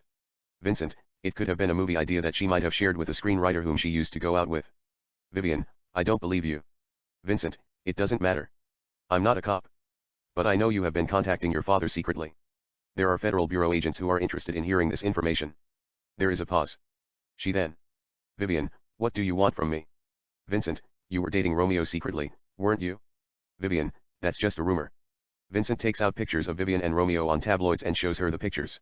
Vincent, the pictures of you with Romeo taken at a resort. The images are not clear. Vivian, denying it's not Romeo. She puts the pictures on the table. Vincent, I talked to the person who took the pictures and got the original copies. Vincent puts the original pictures in front of her. Vincent, Romeo had the same scar on his face. Vivian, so, what does that prove? Vincent, it doesn't prove anything, except Lolita went out and slept with a man that you were dating again. Just maybe you wanted to teach her a lesson and probably get rid of one person who knew your secret, your half-sister. Flashback. EXT Sunset Tower, night. Romeo gets in his convertible and starts the car. Lolita and Romeo get on the street and drive down the road. Vivian, who is sitting in her Bentley convertible, starts her car, and follows them. EXT Los Angeles, seaside, night. Romeo and Lolita make out with kisses in the car. Vivian gets out of her car, carrying a gun, approaches Romeo and Lolita, fires and kills them. Vivian turns around, walks to her car, gets behind the wheel, starts her car, and drives away. EXT Vivian's villa, courtyard and swimming pool 2, day. Back to Vincent and Vivian. Vivian, that's outrageous accusation. She's my sister. I would never hurt her. Vincent, where were you that night between 12:30 a.m. to 1:30 a.m.? Vivian, I don't remember. I might have been home watching movie. Vincent, your neighbor saw you leaving around 11:30 p.m. Where did you go? Vivian, I might have gone to the beach. I don't remember. Vincent, does Vice Erotic House means anything to you? He gives her a card that has Vice Erotic House. Vivian, no. It doesn't. She gives him the card back. Vincent, someone saw you there around 2 a.m. Just tell me the truth. Vivian, you want the truth? Vincent, it won't hurt. Vivian, you think you can handle it? Vincent, humorously, I'm not Tom Cruise. But I can live with it. Vivian, I am a nymphomaniac. I was there doing cocaine and getting fucked by 30 black guys starting from 12 a.m. to 6 a.m. I have a videotape to prove it. I can only show it in the courtroom if they think I had anything to do with the murder. There is a silent moment. She then. Vivian, are you still interested in finding my sister killer? If you're, don't ask me any more questions unless you want to fuck me with barbed wire around your dick and come on in my mouth. I have lost the loving feeling. She gets up and walks to her house. Vincent gets up and leaves. ext/int. Vincent's convertible, moving, day. Vincent drives in the street of Mulholland Drive. ext Richard's house, day. An established shot of Richard House in Mulholland Drive. It's a splendid villa. Vincent comes driving, parks his car next to the house, gets out of the car, and walks toward the house. Int. Richard's house, living room, day. Vincent greets Richard, 38. They come to the living room. The music on the soundtrack lies in the background and plays softly. Richard goes toward his private bar. Richard, do you want to drink? Vincent, no. Thanks. Richard grabs scotch and begins to pour a glass for himself. Richard, you can have a seat. Vincent sits at the coffee table and looks around the living room. It's a beautiful house. There are a couple of Academy Awards in glass boxes. We see photos of Richard with various movie stars in frames. Richard comes to the coffee table and sits in a sofa. Richard, my agent said you have a business proposal. Vincent, actually, I came to pitch you a movie idea. It's called Vision. Richard, what's it about? Vincent, Max is an architect. He meets a girl named Mary. She's an artist. They fall in love and get married. Then, Max finds out Mary is a paranoid schizophrenic. She sees visions without visual stimulus and talks to them. She strangles with these wraiths and hallucination. Max helps her gain some control over her life. Later, as her perception of reality turns into the worst, Max puts the puzzle together, and discovers her true secret, a quadruple homicide, which led to her condition. In the end, Mary, tormented by her inner demons, tries to kill Max to keep her secret. She shoots him in the chest and tries to kill herself, not wanting to take his life. Max, who survived the shooting, pulls himself together, and tells her that he's madly in love with her. He promises her that he'll take care of her regardless of what tormenting her soul. She drops the gun. They kiss intimately. The end. Richard, that's a very interesting story. Vincent, I have the script and the money. All you have to do is stand behind the camera and say, action, cut, and that's a wrap. Richard, I'm not a director. I'm a producer. But thanks for the thought. Vincent, what does a producer do? Richard, we guide the production from start to finish. We hire the director, supervise casting, and assemble a crew. We also oversee the budget, and then coordinates the post-production work, every single detail from editing, to choosing the right film score, trailers to advertising the movie around the world, and encouraging the film stars to appear in talk shows. In the end, we pick up the award for Best Picture at the Academy Award.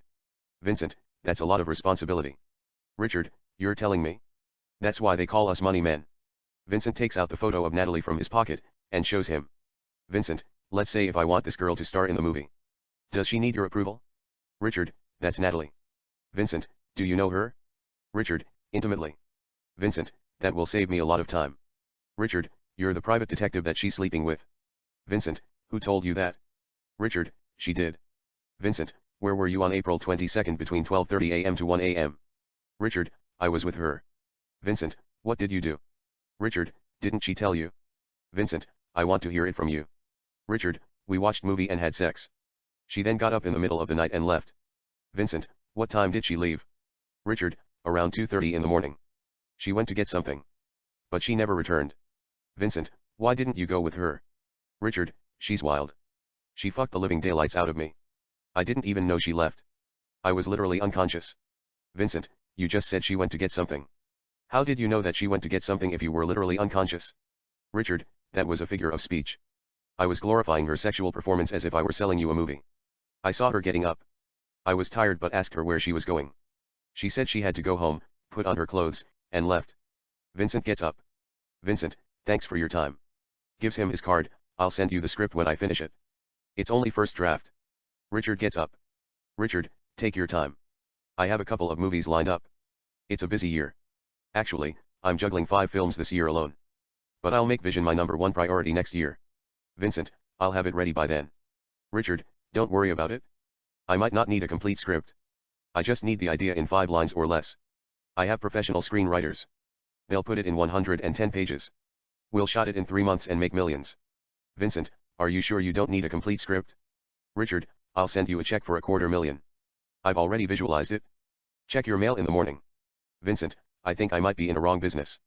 I should become a producer. Richard, it's the best job in the world. It's like walking into a bank with a fake gun and an empty bag. The guards escort you to the vault where the money is kept. They all know the gun is fake, but they don't give a fuck. You just fill the money in the bag and exit the building like a bad motherfucker. Return with another bag, fill it with money, and leave untouchable, and so on. Sometimes, you get to fuck the stars, while sniffing cocaine from their buttocks. Life is good. Vincent, I see. Take care. Richard, bye. Vincent walks toward the direction of the camera. On the soundtrack, music plays melodiously. EXT bridge, Vincent's convertible, moving, day. Vincent drives in the bridge. Int. Vincent's convertible, moving, day. Vincent is looking at a file. On the sound, music continues to play melodiously. Vincent then puts the file aside and looks at in the rear view mirror. There is a black SUV Audi is following him. EXT SUV Audi, moving, day. We don't see who is behind the wheel. The window is covered with black taint. They are following Vincent's convertible. Vincent's convertible and SUV Audi. Vincent speeds up passing one car after another like a professional F1 driver. Audi SUV continues to follow him. Vincent takes his gun from compact glove. A bad guy in the Audi SUV, passenger seat rolls down the window. He is wearing ski mask, takes out a machine gun, and fires at Vincent. Vincent drives faster, passing all kinds of cars with breathtaking speed down the bridge. The bad guys in Audi SUV continue to purse Vincent. Vincent is flying like a rocket. The speedometer shows 130 going 140. 160. Amazingly, Audi SUV is right behind Vincent. They must have airplane engine in the car. The bad guys get near Vincent and fire at him. Vincent ducks in ease, then turns around and fires at them. But nothing happens. Vincent focuses on the street, driving faster. The speedometer shows 175. The SUV is right behind him. Vincent then slows down a little bit. He steps on the brake. The SUV level with the convertible. Vincent shoots the SUV's tire. The SUV flips in the air and crashes. Vincent drives away. EXT TCL Chinese Theater, movie premiere, Sunset. It's the premiere of The Art of Romance at the famous TCL Chinese Theater. A romantic comedy starring Vivian Flor and Ryan Gosling. It's produced by Richard.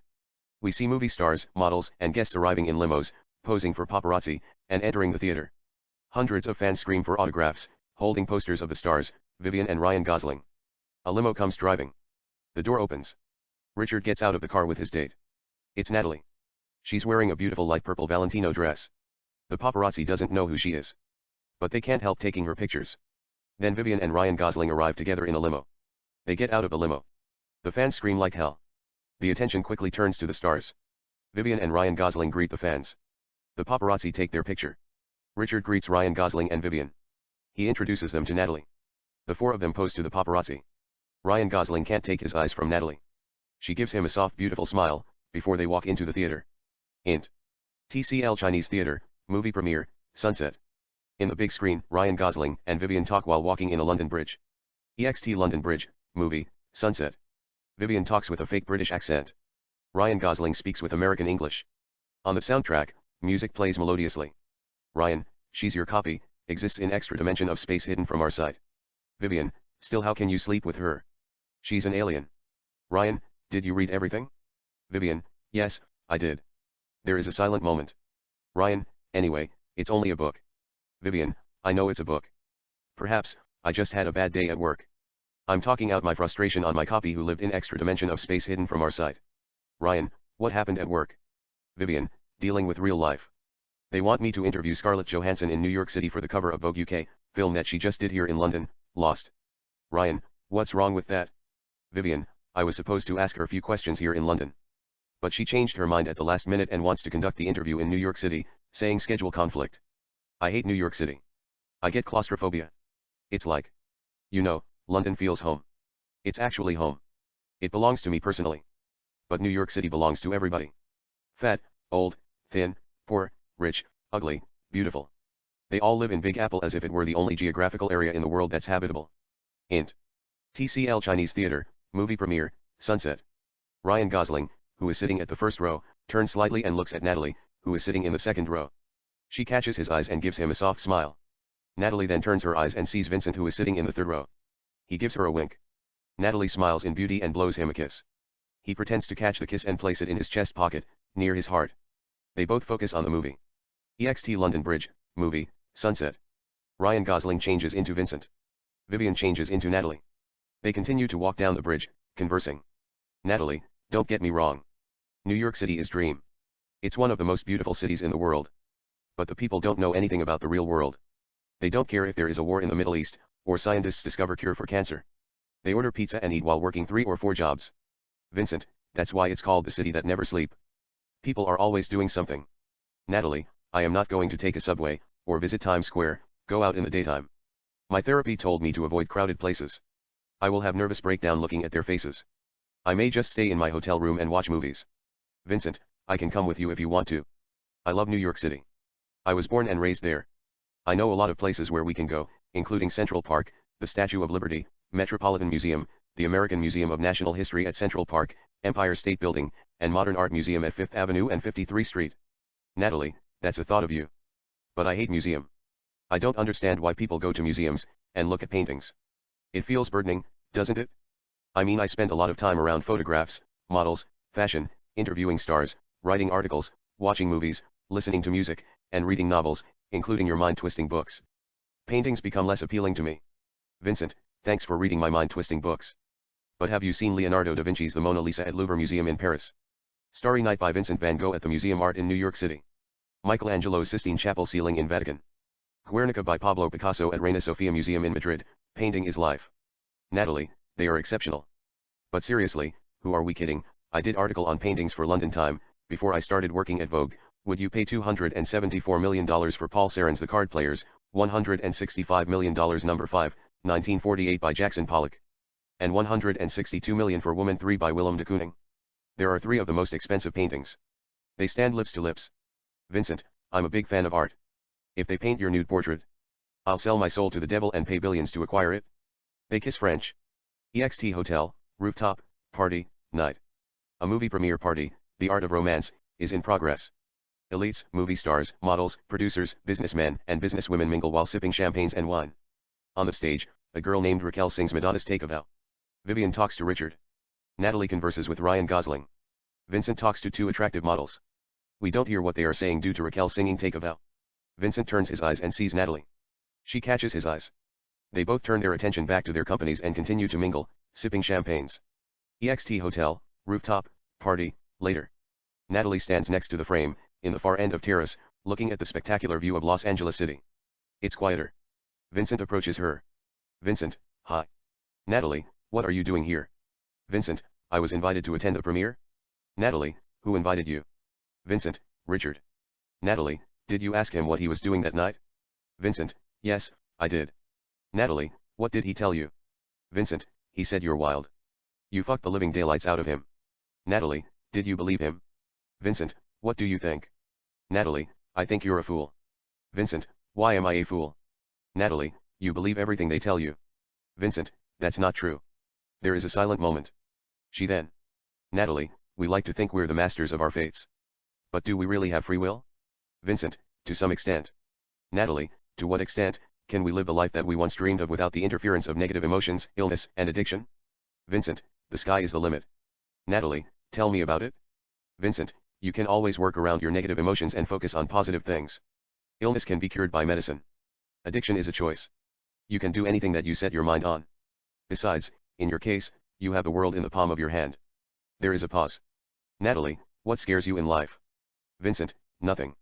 Natalie, don't you sometimes wonder where all these stars in the skies, the universe, and life came from? Vincent, it's mystery. But according to quantum physics, they came out of nothing. Natalie, they must have come from somewhere. Vincent, perhaps, you have something to do with it. Natalie, how's that? Vincent, you created everything without your knowledge. Who knows? You might have been a goddess in past lives, responsible for creation, stats, love associated with phenomena, and multiple universes. Natalie, you think so? Vincent, I could be wrong. No goddess comes close to you. It feels like you exist in an extra dimension of space, separated from our universe, and has nothing in common with this world. You're the most gorgeous girl I've seen in my life. Natalie, that's the best you got. Vincent, maybe. There is a silent moment. She then. Natalie, how do you know everything around you isn't illusion? What if it's all in your mind? Vincent, that doesn't really concern me. I can always count on my 6 senses. Sight, smell, hearing, touch, taste, and intuition. They stand closer lips to lips. Natalie, what does your sight tell you? Vincent, you're the most beautiful woman in the world. They exchange soft kisses. Natalie, your smell. Vincent, your very essence smells sweeter than perfume. They exchange soft kisses. Natalie, your hearing. Vincent, I only want to hear you talking. They exchange soft kisses. Natalie, your taste. Vincent, it's addicted to your lips. They kiss French longer. She then parts her lips. Natalie, what does your intuition tells you? Vincent, there are infinite powers locked away inside our hearts, waiting to be set free. In order to capitalize the full potential of our hearts, and answer some of the biggest questions in life, like why we are here in this world. We must first learn how to kiss with tongues, and feel the power of true love in our souls with French kiss. She smiles in beauty. They kiss French. Int. Natalie's house, bedroom, night. Mickey and Natalie make love. It's sensual, enchanting, steamy, and passionate. We stay with them with series cuts as they go at it with various sexual positions. EXT/int. Vincent's convertible, day. Vincent drives in the street of Los Angeles. EXT Hotel and Resort, day. An established shot of hotel and resort. It's luxurious restaurant and resort built next to a scenic lake. Vincent comes driving, parks his car at the parking lot, gets out of the car and goes to the restaurant. EXT Hotel and Resort, terrace, day. Alicia sits at a table, working on the case while drinking red wine. Vincent comes to the terrace and walks up to her. She looks at him and gives him a wink as he approaches her. Vincent pulls a chair and sits at the table. Vincent, what's up? Alicia, nothing much. He looks at her eyes. She seems lost in thought. Vincent, what's bothering you? Alicia, nothing. I am thinking about the beats of my heart as if I were an infant who just came out of her mother's womb from warm and safe place to this unpredictable world, and tried to figure out the purpose of life. Vincent, we're not here to figure out the purpose of life but to enjoy every minute of it. Alicia, there are mischievous forces that have ways of hurting us. Sometimes, I wonder all these stars in the skies, billions of galaxies, and multiple universes exist in vain. You know, if it weren't for these demons that manifest deep in the subconscious mind and refuse to give us peace, we would have just walked through the thin air and go anywhere in the infinite cosmos. Vincent, I can't agree more. Alicia, anyway, it's a nightmare. Vincent, what's nightmare? Alicia, the whole LAPD is corrupted. Evidences are disappearing every day. Crime scenes photos, lab reports, weapons, DNA samples, what have you. Feds are taking over cases, including Romeo and Lolita's case. Vincent, they kicked you out. Alicia, we're still working on it. But we have to report to the Bureau. They're in charge, calling the shots and all. LAPD narcotic, SWAT, captain, the chief of police, the commissioner. All are under federal investigation. Vincent, I'm not surprised. Alicia, did you hear what happened to me? Vincent, what happened to you? Alicia, mercenaries came to my house in the middle of the night, wearing ski masks and carrying machine guns. They might have been LAPD SWAT, maybe DEA, or mercenaries that were hired by mobs. I wouldn't know.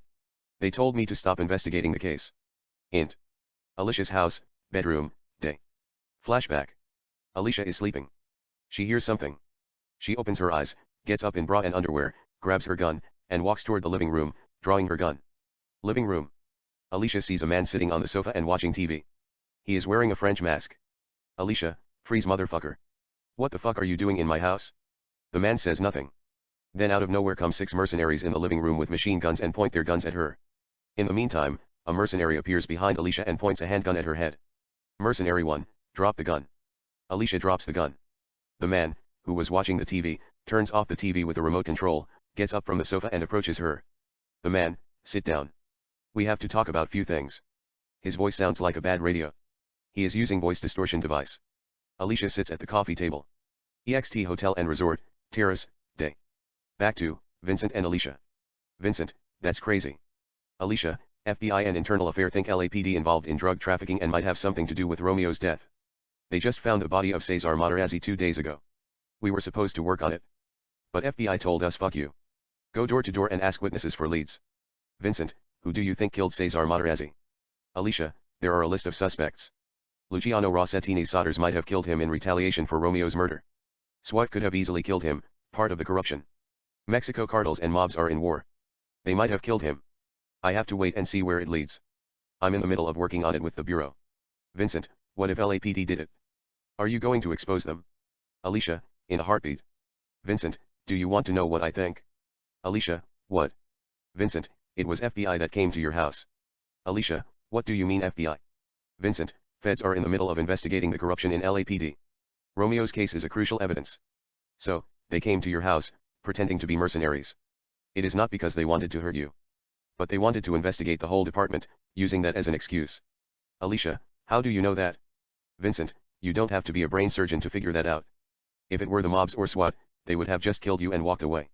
FBI knew you were going to contact them ahead of time. You were one of them. So, they came in the night, and scared you a little bit. When you reported the incident, they took the case from LAPD. Alicia, are you telling me they fucked me? Vincent, maybe. Alicia, fuck. I feel like a whore. Do you want to have sex? Let's just get it out of our systems and clear our conscience. Vincent, what about Brad? I thought you were getting married. Alicia, we're not getting married. We decided to wait. Vincent, why? Alicia, he transferred to Dallas, so he could be close to his father who's diagnosed with lung cancer. Vincent, is he cool about you and I sleeping? Alicia, I don't know, and I don't care. He doesn't know that I am fooling around with you. Vincent, what if he finds it out? Alicia, big deal. We'll broke the engagement and move on with our lives. Vincent, that's not fair. Alicia, Mark and I were partners. I used to see him each day. We thought we could work magic. This audio file was created by Panopreter Basic. You can download it at www.panopreter.com. But the fact is we mistook our daily duties with relationship and ended up confusing each other with feeling that we thought love. Vincent, what does that mean? Alicia, it means if I see something every day, I'll develop a feeling toward that person. It's human nature to be with someone that we work with, except I can't help it. I get aroused thinking about you. Vincent, so, you want to do it in your house or in my apartment? Alicia, I have always liked to do it in your apartment. It smells like sex. Int. Vincent's apartment, bedroom, night. Vincent and Alicia make love. It's steamy, alluring, sensual and seductive. In the meantime, we see all the suspects on the walls mixed with the sex scene, floating in the air. Int. Vincent's apartment, kitchen and living room, night. Vincent cooks fish. Alicia, wearing Vincent's shirt and Victoria's Secret underwear, stands in the living room, looking at the photos. She sees the photo of Natalie on the far end. Vincent comes to the living room with the fish and places it on the table. Vincent, dinner is ready. Alicia, what time is it? Vincent looks at the watch on the wall. Vincent, it's 3 a.m. in the morning. Alicia sits at the table. Vincent goes to his private bar, grabs a bottle of wine and 2 wine glasses, and comes to the table. He places the wine glasses on the table, opens the bottle, pours the wine in the glasses, and sits. They talk as they eat and drink. Alicia, what's the story between you and Natalie? Vincent, there is nothing between us. Alicia, are you in love with her? Vincent, what make you think I'm in love with her? Alicia, you're only around people when you need something from them. Either she knows something that's critical to the evidence or you're head over heels in love with her. Vincent, I'm head over heels in love with her. Alicia, is she better than me in bed? Vincent, it's different. Alicia, what's different? Vincent, she is still young, but very passionate, and doesn't hold anything. She can make a slave out of a heart. On the other hand, you're pro. You know every trick there is to know. Alicia, explain that to me. Vincent, I can be selfish with you. But when I'm with her, I don't think about myself. All I think about making her happy. Alicia, it means you love her. Vincent, you think so? Alicia, I can't blame you. I talked to her. I'm not lesbian or anything. But she has those exotic eyes. They make you drunk with sexual desire. Plus, she has amazing sexual energy. Vincent, maybe, some days we'll have threesome. Alicia, anyway, let's talk about the crime. What do you have on her? Vincent, I have already told you. I had nothing on her. Alicia focuses on her meal. She then. Alicia, you think it's crime of passion? Vincent, what is crime of passion? Alicia, I found out she was dating Romeo at the time of his death. Vincent says nothing. Alicia, did she do it? Vincent, I doubt it. Alicia, so, who do you think killed Romeo? Vincent, what's your thought? Alicia, based on the evidence and motives. I thought Cesar might have killed him. But he's dead. Then I suspected LAPD narcotic and SWAT might have killed him. Yet why would LAPD kill a man like Romeo at close range? They have well-trained snipers. They would have done it quietly and get rid of the bodies. If not LAPD. The Commission, the 5 families of New York Mafia, especially Gianluca crime family. They were backing Materazzi during the battle. They have big influence in the Cosa Nostra. Don't count out Mexican cartels. The Rodriguez brothers. Colombian drug dealers. Never underestimate black lions. Russian mafias, the Chinese, any one of them might have killed him.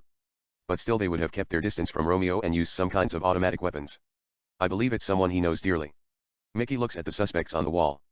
On the soundtrack, music plays melodiously. EXT/int. Vincent's convertible, moving, day. Vincent drives in the street of Beverly Hills, talking on his cell phone. But we don't hear what he's saying due to the music on the soundtrack.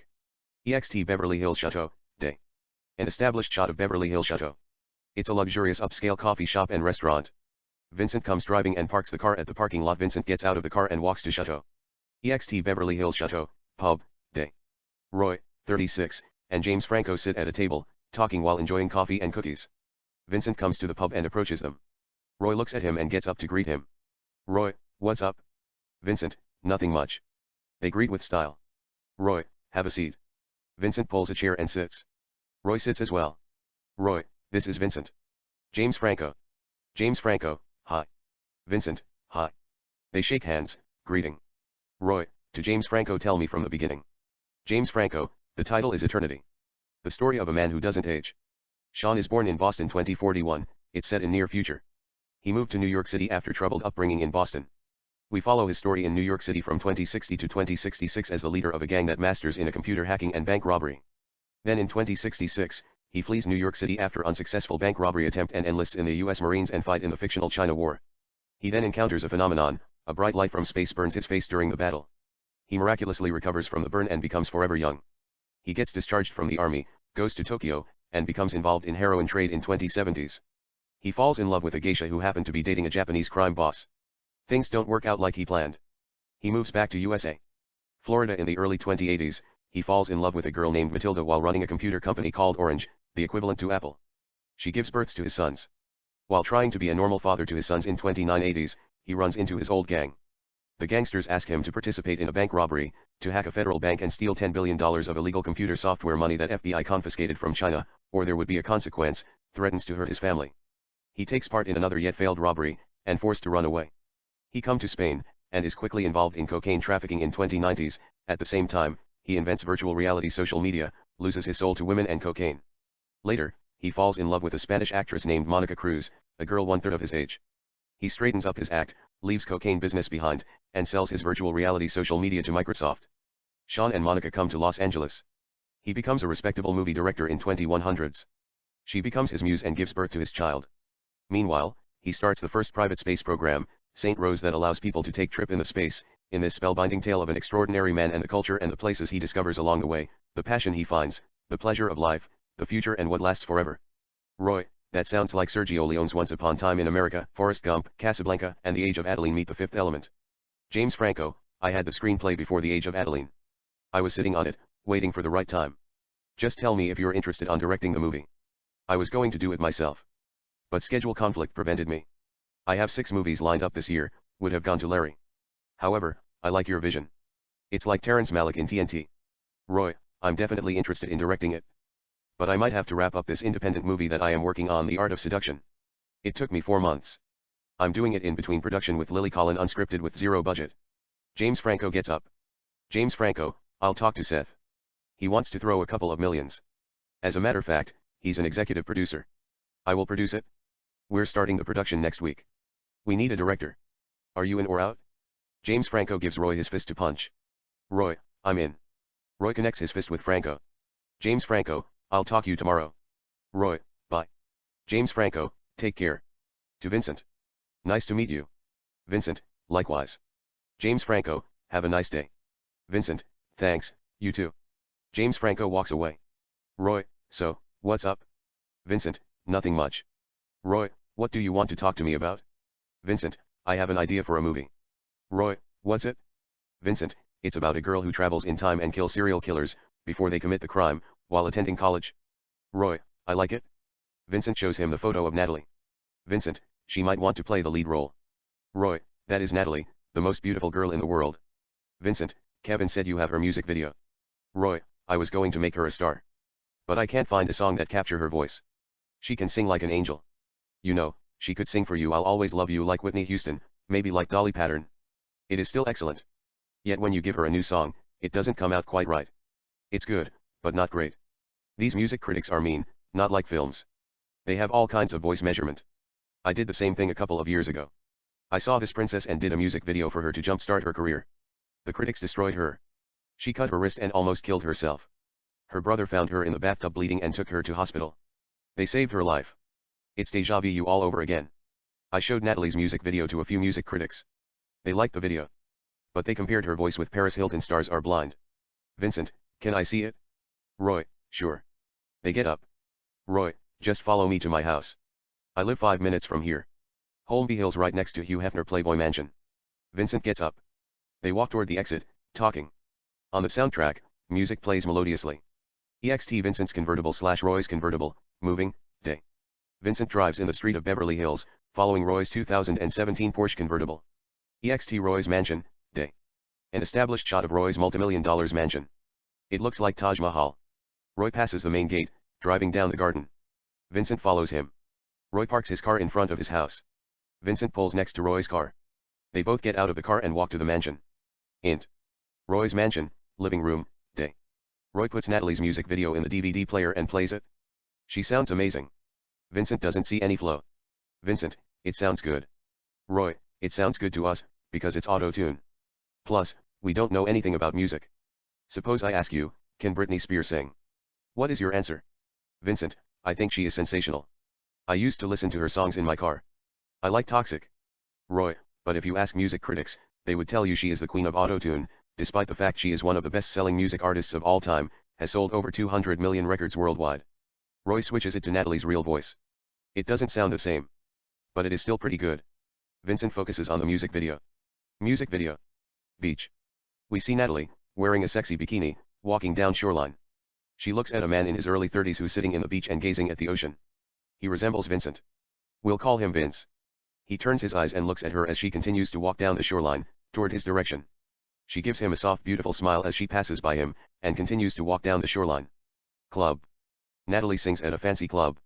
A wise guy/businessman, David, sits at a table with an attractive girl named Elizabeth and watches Natalie as she sings pleasantly. David looks exactly like Romeo. Elizabeth looks exactly like Lolita. In the meantime, we see Vince sitting at the far end of the club. He is watching Natalie. Vince slowly changes into Vincent. David's convertible, moving.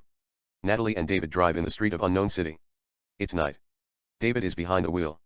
Natalie is in the passenger seat, singing, lips movement. The sky is covered with stars. There is a bright moon that has the image of Natalie. Horse racing track, grandstand, day. Natalie and David watch horses racing. He is into the horse racing.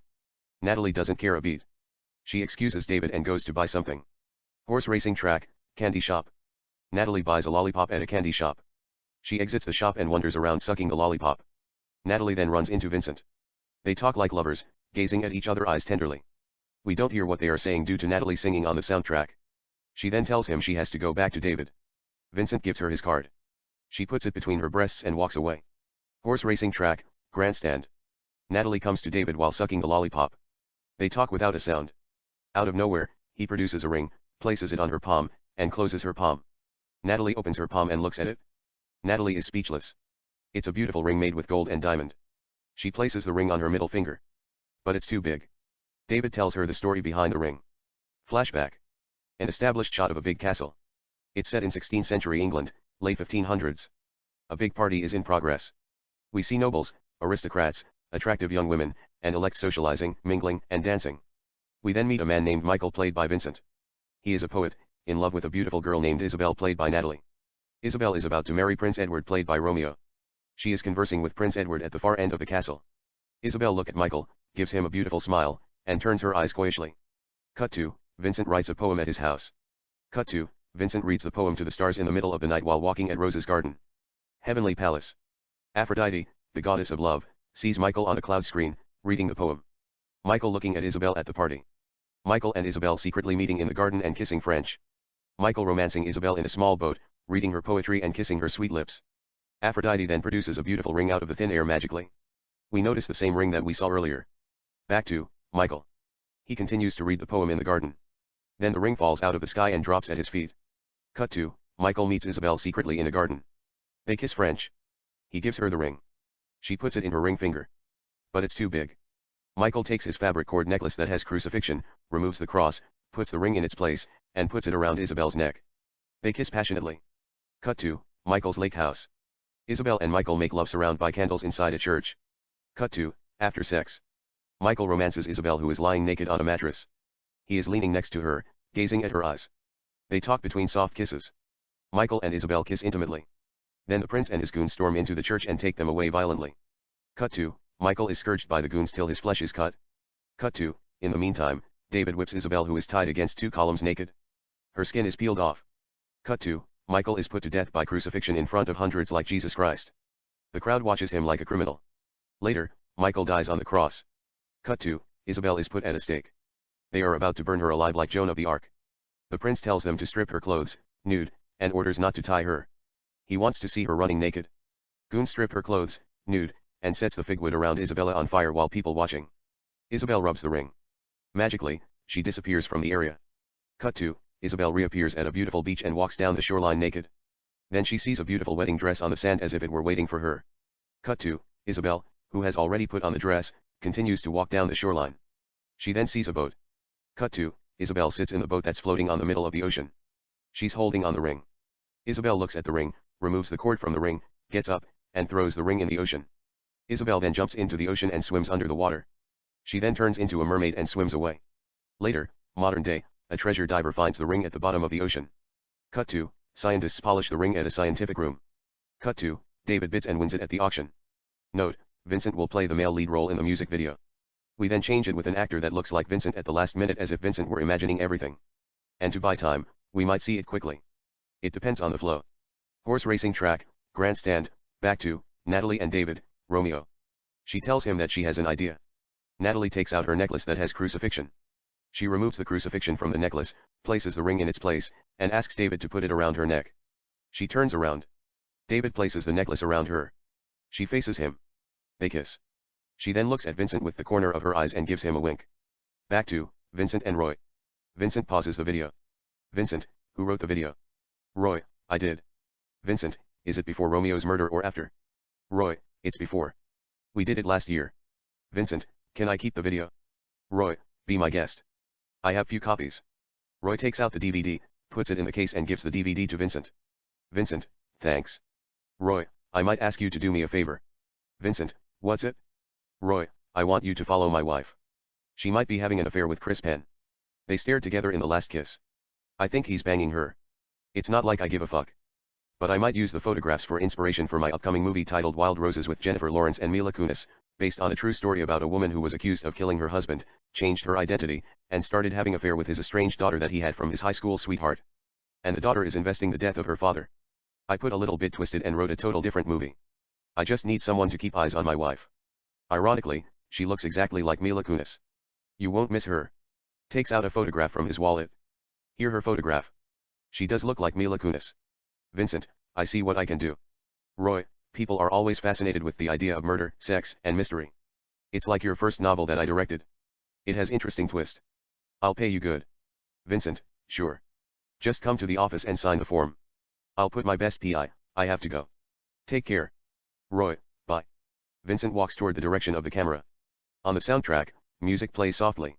EXT/int. Vincent's convertible, moving, early sunset. Vincent drives in the Pacific Coast Highway.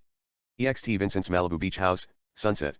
Vincent comes driving, parks his car next to his house, gets out of the car, and walks toward his villa. Int. Vincent's beach house, living room, sunset. Vincent comes to the living room. He notices the glass doors that lead to the beach are open. Vincent slowly walks toward the exit and sees Natalie standing in the beach and looking at the ocean. He exits in ease. EXT Vincent's Malibu beach house, beach, sunset. Vincent comes and stands next to Natalie. Natalie, hi. Vincent, hi. Natalie continues to watch the ocean. Natalie, you have a beautiful beach house. Vincent, it's okay. Natalie, it's marvelous. Vincent, I don't usually hang around here. I only come to relax. I'll probably sell it. Natalie, how much? Vincent, $25 million. Natalie, what's the story behind it? Vincent, I wrote a Noble Extreme Engineer. It was kind of a biographic fiction, based on my investigation days in New York City as investigator journalist, how I went to uncover and expose human cloning at American Genetic Tech, the leading genetic engineer company in the world, $1 trillion business. They were cloning human, then extracted their organs, killed them, and sell the organs for patients who could offer the price. That's just the tip of the iceberg. Actually, they were designing superior traits, gene selecting to enhance performance. Eliminating potential diseases. Engineering babies to be more intelligent and athletic and all kinds of genetic modification. FBI arrested key people who worked there and shut down the company. I sold the right to Sony. They made a film based on the story. They're still sending me checks to this day. Natalie, I see. Vincent, plus, I make a ton of money as pie. People pay me to find anything. Tracking cheating wives, finding people who stole money from gangsters and hiding, following people who sell companies' key information to comparators, finding people who disappear, and others. Natalie, do you like what you do? Vincent, no, I hate it. I'll probably become a full-time writer. I'm just doing it to keep myself informed. You know, sort of method writing. I watched Jack Nicholson in Chinatown, and Humphrey Bogart in Maltese Falcon and Big Sleep. I thought I could come to Hollywood, chill out, run a private investigation farm, and gather information for a while. First, I wrote the book. It was the best-selling. I then used the money to open office in Burbank and hired a secretary, and 2 highly skilled FBI interns. I just added one more female private investigator to find Lolita's killer. There is a silent moment. Natalie continues to watch the ocean that is lit by twilight beautifully. It looks enthralling, as if it were injected by invisible fire from here to forever. She then. Natalie, did you find her killer? Vincent, no, I didn't. They stand lips to lips. Natalie, you look gorgeous in sunset. Vincent, maybe. But there is no word to describe what the twilight has just done to your eyes. They exchange soft kisses. Natalie, tell me about it. I heard you are a poet. Vincent, I will give it a shot.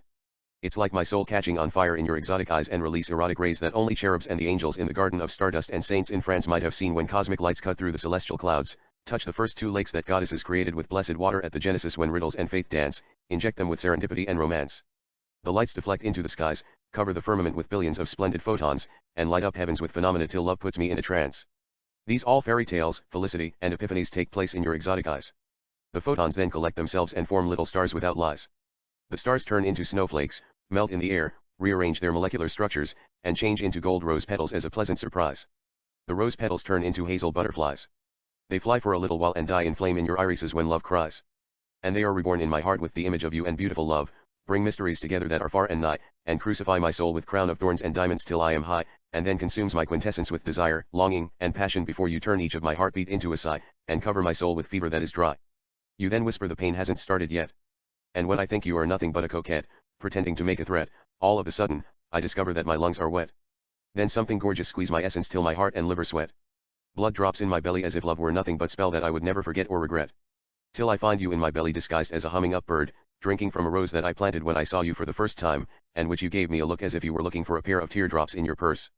Regardless, you flap your wings up to 80 times per second till my heart rate reaches 1290 beats per minute and generates infinite hertz. At the same time, you change the rhythm of my heart into poems, and I couldn't help but glorify your beauty with each verse. And I couldn't help but glorify your beauty with each verse. Yet, let me pretend I am a knight in shining armor, sitting on a horse. You mend my heart, which the beams of your eyes pierced without remorse as if tears had always known that pain has a source. Love allows passion to take its course. You kiss my heart and lift my spirit with spellbinding force. Natalie, that's the best compliment I have ever received. It tops everything that you have told me so far. I want to buy the house right now. I'll sell my club and give you $25 million. Note, the poem will be kept short during filming. Vincent, I like your club. Keep it. I'll give it to you for free someday. They exchange soft kisses. Natalie, I don't want your charity. Vincent, it's not charity. It's a gift. They exchange soft kisses. Natalie, I don't want your gift either. Vincent, we'll live together some sweet day. She smiles in beauty. They exchange soft kisses. Natalie, I'll let you off the hook. They kiss. Vincent, how did you find about this place? Nobody knows about it? Natalie, I did a little bit research, a private investigation of my own. They exchange soft kisses. Vincent, I'm thinking about expanding the business. You can come work for me. They exchange soft kisses. Natalie, I would love to. But you are not a detective. You are a poet. Vincent, if I am a poet, I just want to write poems on your sweet lips with my heartbeat. She smiles in beauty. They kiss more intimately. Int. Vincent's Malibu beach house, bedroom, night. Vincent and Natalie make love. It's seductive, enchanting, steamy, and passionate. We stay with them with series cuts as they go at it with very sexual positions. EXT Vincent's beach house, bathtub, night. Vincent and Natalie sit in the bathtub placed on the shore, next to the ocean, surrounded by artificial candles, so the waves wouldn't distinguish the light. Vincent is behind reciting a poem from memory. Natalie rests on his chest with close eyes. Vincent, let the purest star's beams hit a fluorescent rose. He who has loved and bestowed his soul to hold thee close, in the midst of seductive night and velvet skies. Sweetheart, what heaven's light immerse and deviate in thy exotic eyes? And what soft roseate ray shafts and sets on thy flawless face? No such beauty has ever confessed to a soul in such impeccable grace, and beyond comparison, which scrumptious cerise until emerges and blossoms on thy lips. The beautiful reflection of my soul, if thou art not the explanation of why angels misbehave in Garden of Eden, gods and goddess in Greece, and lovers not their tongues in Paris, let me steal fever to thy lips and plead guilty with passion that changes love into rapture and bliss, and a heartbeat that distinguishes thee as the ultimate French kiss. She smiles in beauty. He kisses her on the shoulder. Natalie, it keeps getting better and better. Vincent, what's your story, where are your parents? Natalie, I was born in Chicago. My mother died when I was 5. My father remarried. We moved to San Francisco. Later, he died of heart attack. I was 13, leaving with my stepmother. I didn't like her. I saw her kissing another man while she was still married to my father. I ran away and lived on the streets for 6 months. I didn't have a shelter to stay in. I slept on parks. Then this couple saw me sitting on a step. They asked me if I was hungry. They bought me sushi, offered me a place to stay for free. Later, unofficially adopted me. I finished high school. They paid my tuition and visited me in college. I saw them as my real parents. They came to my graduation. I moved to Los Angeles. I haven't seen or talked to them since.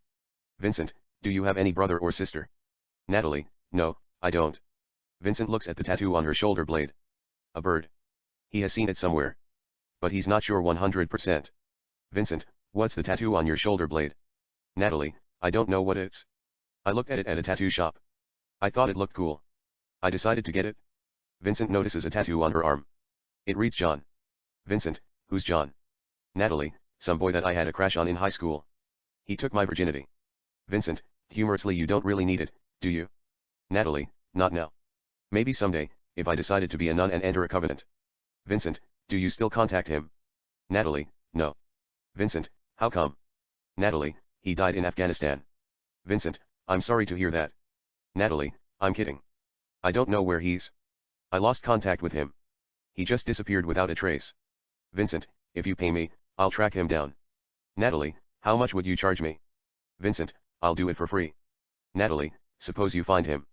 Then what? Vincent, humorously, will ask him what he did with your virginity. Natalie, suppose he tells you he ate my vagina first. Then kept the blood around his neck. Vincent, did he do that? Kept the blood around his neck? Natalie, that's why I got his tattoo on my arm. We were insanely in love like Angelina Jolie and Billy Bob Thornton, before she married Brad Pitt. Vincent, how did he manage to get enough blood? Natalie, you never took a girl's virginity. Vincent, not that I remember of. Natalie, he put plastic below and entered me. He torn my hymen. 10 pinto blood leaked from my vagina. He then carefully placed it in small glass container and worn it around his neck. It's erotic, isn't it? Vincent, I don't know if that's erotic, but it sounds a little bit odd. Natalie, I'm joking. I made it up. We just worn each other blood around our necks. Later, it didn't work out. We went to our separate ways. Vincent, that means you're not in love with him anymore? Natalie, I'll remove it when I get a chance, and place your name instead. Vincent, what did I do to deserve that? Natalie, you're the most romantic man I have ever met. Vincent, I'm not that romantic, am I? He plants a soft kiss on her shoulder. She gets closer to his lips. Natalie, the greatest lover ever. She kisses him on the lips. Natalie, I would have cut my breast and gotten a tattoo of your name across my heart if it were possible. They exchange soft kisses. Vincent, I've already gotten your image tattooed at the core of my soul. It'll stay there forever. They kiss French. Int. Vincent's Malibu beach house, bedroom, night. Vincent and Natalie make love. We stay with them for a bit. Montage, Los Angeles. A quick take of the city of Los Angeles. Downtown Los Angeles, the Hollywood sign, Beverly Hills, the Kodak Theater, Hollywood Boulevard, Dodger Stadium, millions of cars driving in the streets of Los Angeles, houses and buildings on the coastline of Pacific Ocean and others. EXT/int. Vincent's convertible, moving, day. Vincent drives in the street of Los Angeles. EXT Los Angeles Public Library, day. An established shot of Los Angeles Public Library. Vincent comes driving and parks his car at the parking lot. He gets out of the car and walks toward the library. Int. Los Angeles Public Library, day. Vincent sits in front of a computer and looks for the tattoo that he saw on Natalie's shoulder blade. It belongs to U.S. Navy SEAL. Vincent then types John on the computer. He waits a little bit and adds Thornton. He presses enter. Lists of names appears. Vincent sees a couple of John Thornton. Vincent clicks the first John Thornton. The information appears in the screen. Vincent sends the result to a print. He clicks another John Thornton. He prints the information. He clicks third John Thornton. Vincent sends the result to a print. Vincent clicks 4 John Thornton. He prints it, gets up, and walks to the printer. Vincent applies his credit card, prints all the information, collects them, and returns to the computer. Vincent types missing girls between 2005 to 2009 San Francisco and checks the result. There is a database of missing girls. Vincent looks through the missing girls' photos but he finds nothing that looks like Natalie. Vincent then types find people in Navy SEAL in the search engine and presses enters. He clicks Navy SEAL official website and types John Thornton. He finds nothing. Int. Private Investigation Inc. main room, day. Vincent gathers his team, Kevin, James, and Emily. We see Lucy in the background working on her computer. Vincent, to Emily, did you check her social security number? Emily, yes. I did. It's valid. Vincent, she doesn't exist before 2008. No elementary school record or anything. Kevin, she might be homeschooled. James, it's not that hard to get new social security numbers these days. My sister-in-law got a new social security number, valid birth certificate, and citizen card, after her ex-husband threatened to kill her. Someone, who worked at the Social Security office, fixed it for her. Vincent, what are you up to? James, I'm working on 2 cases, looking for that girl Lillian Anderson, who disappeared in San Diego, and the Apple lady, Mrs. River, who is selling information to Microsoft. Vincent, don't worry about Mrs. River. You can do it some other time. I have already solved Lillian's case. She's in Madrid. She ran away with Ricardo's younger brother, the artist. She posted a picture of herself at Puerta del Sol on Facebook, using her sister name. I want you to look at John Thornton. Vincent gives him the file that has all John Thornton. Vincent, find out who they're, what they're up to, dig deep. Anything you can find. But make sure you focus on things that have to deal with Navy SEAL, age between 24 to 35. James, sure. Vincent, to Kevin, what are you doing? Kevin, I'm working on a couple of hackers, who made threats against Sony Pictures for releasing and distribution the movie Interview with the Devil. They are paying us a lot of money. Vincent, case closed. They're 2 Ukrainian hackers here in North Hollywood. It's in FBI database. The Bureau has known about it ever since the threats were made. They thought it'd make them look bad in the media. Plus the government didn't want to piss off China over a silly movie. James, seriously, who gives a fuck if we piss off China? If they fuck with us, we'll put them the bottom of Pacific Ocean. No offense, Lucy. Lucy, without looking at him, none taken. I'm not Chinese. Emily, she's Taiwanese American. Lucy looks at Emily in wonder. How does she know that? Vincent, anyway, let's get carried away. It's all publicity stunt. Sony doesn't even know about it. Kevin, so, what are we going to tell our clients? Vincent, we're not going to tell them too much. I got the information illegally from the Iceman. We'll just tell them that the threat is a hoax. It was set up by Richard, the producer. He paid those hackers to attract the audiences. He didn't know it was going to get out of control. Yet, it's a calculated risk. The movie is doing good in video sales and rentals. But I'm not interested in that. Richard was dating Natalie. She's your assignment. I want you to keep eyes on her. Any person that she contacts with. Find out who they're. Kevin, I'll take care of it. Vincent, to Emily, you come with me. We're driving to Palo Alto. EXT/int. Vincent's convertible, moving, day. Vincent is behind the wheel. Emily is in the passenger seat. They are driving in the coastline of California, north. We see the Pacific Ocean on Vincent's left-hand side. They are conversing, but we don't hear what they are saying due to the music on the soundtrack. EXT Diana's house, Vincent's car, day. An established shot of Diana's house. It's a splendid 4-bedroom mansion. Vincent and Emily sit in the car. The car is parked near the house. Vincent, they separated last year. Mr. Scott quit his computer analyst job at IBM. He moved to Aspen, Colorado and opened a resort. They haven't officially divorced yet. But that's different story. You'll question her. I'll sit in my car and listen to you. Vincent places a microchip on Emily's cloth near her breasts. She is not wearing bra. There is sexual attraction between them. But they both play it professionally. Emily, what am I supposed to ask her? Vincent, ask her what she knows about Natalie's real family, whatever come to your head. She'll trust you. Emily, what am I going to tell her if she asks me who I'm? Vincent, just tell her you're a private investigator, gathering information that helps you find her missing daughter. Maybe you are conducting interview for school project, or something. Make up few lies. Vincent makes sure the microchip on her cloth are holding tight. Emily gets closer and kisses Vincent on the lips. They kiss softly. She parts her lips, opens the door, gets out of the car, and walks to the house. Vincent doesn't know what just happened. He smiles softly to himself. EXT Diana's house, day. Emily rings the bell. The door opens, revealing an attractive woman, Diana Scott, 46. Emily, Mrs. Scott. Diana. Emily, hi, I'm Emily. A private detective. Emily gives Diana her card. Diana looks at it. Diana, what brings you here? Emily shows Diana the photo of Natalie. Emily, Natalie. She's your daughter? Diana, yes. She is. What happened to her? Emily, nothing. I'm just checking her background. Can I come in? Diana lets her in. Int. Diana's house, living room, day. Emily and Diana sit at the coffee table and talk. Emily, you adapted her from the street. What can you tell me about her real family? Diana, we didn't really check her background accordingly. I thought she was the most beautiful thing I had ever seen in my life. We decided to adapt her regardless. Emily, do you know what happened to her real parents? Diana, she said her mother died of cancer. Her father married to another woman. Later, mobs killed him. We looked at her background. She was in a witness protection program. Unfortunately, that's as far as we checked. We didn't want to deal with the government. Emily, did she tell you who her stepmother was? Her name or anything? Diana, never, out of fear. Maybe she thought we might return her back to her stepmother. Emily, Natalie is not her given name. What's her real name? Diana, wait. Did you say you were a private investigator? Emily, yes. Diana, why are you interested in her real name? Emily, she's missing. Diana, if she's missing, why do you need her real name? Did her stepmother hire you? Emily, no. We don't know who her stepmother is. Diana, so, who hired you? Emily, I can't share that information with you. It's confidential. Diana gets up. Diana, she's my daughter. Are you telling me you're not going to reveal the identity of the person who hired you, because it's confidential? Emily stands up as well. Emily, the people who hired us want their identities to remain concealed.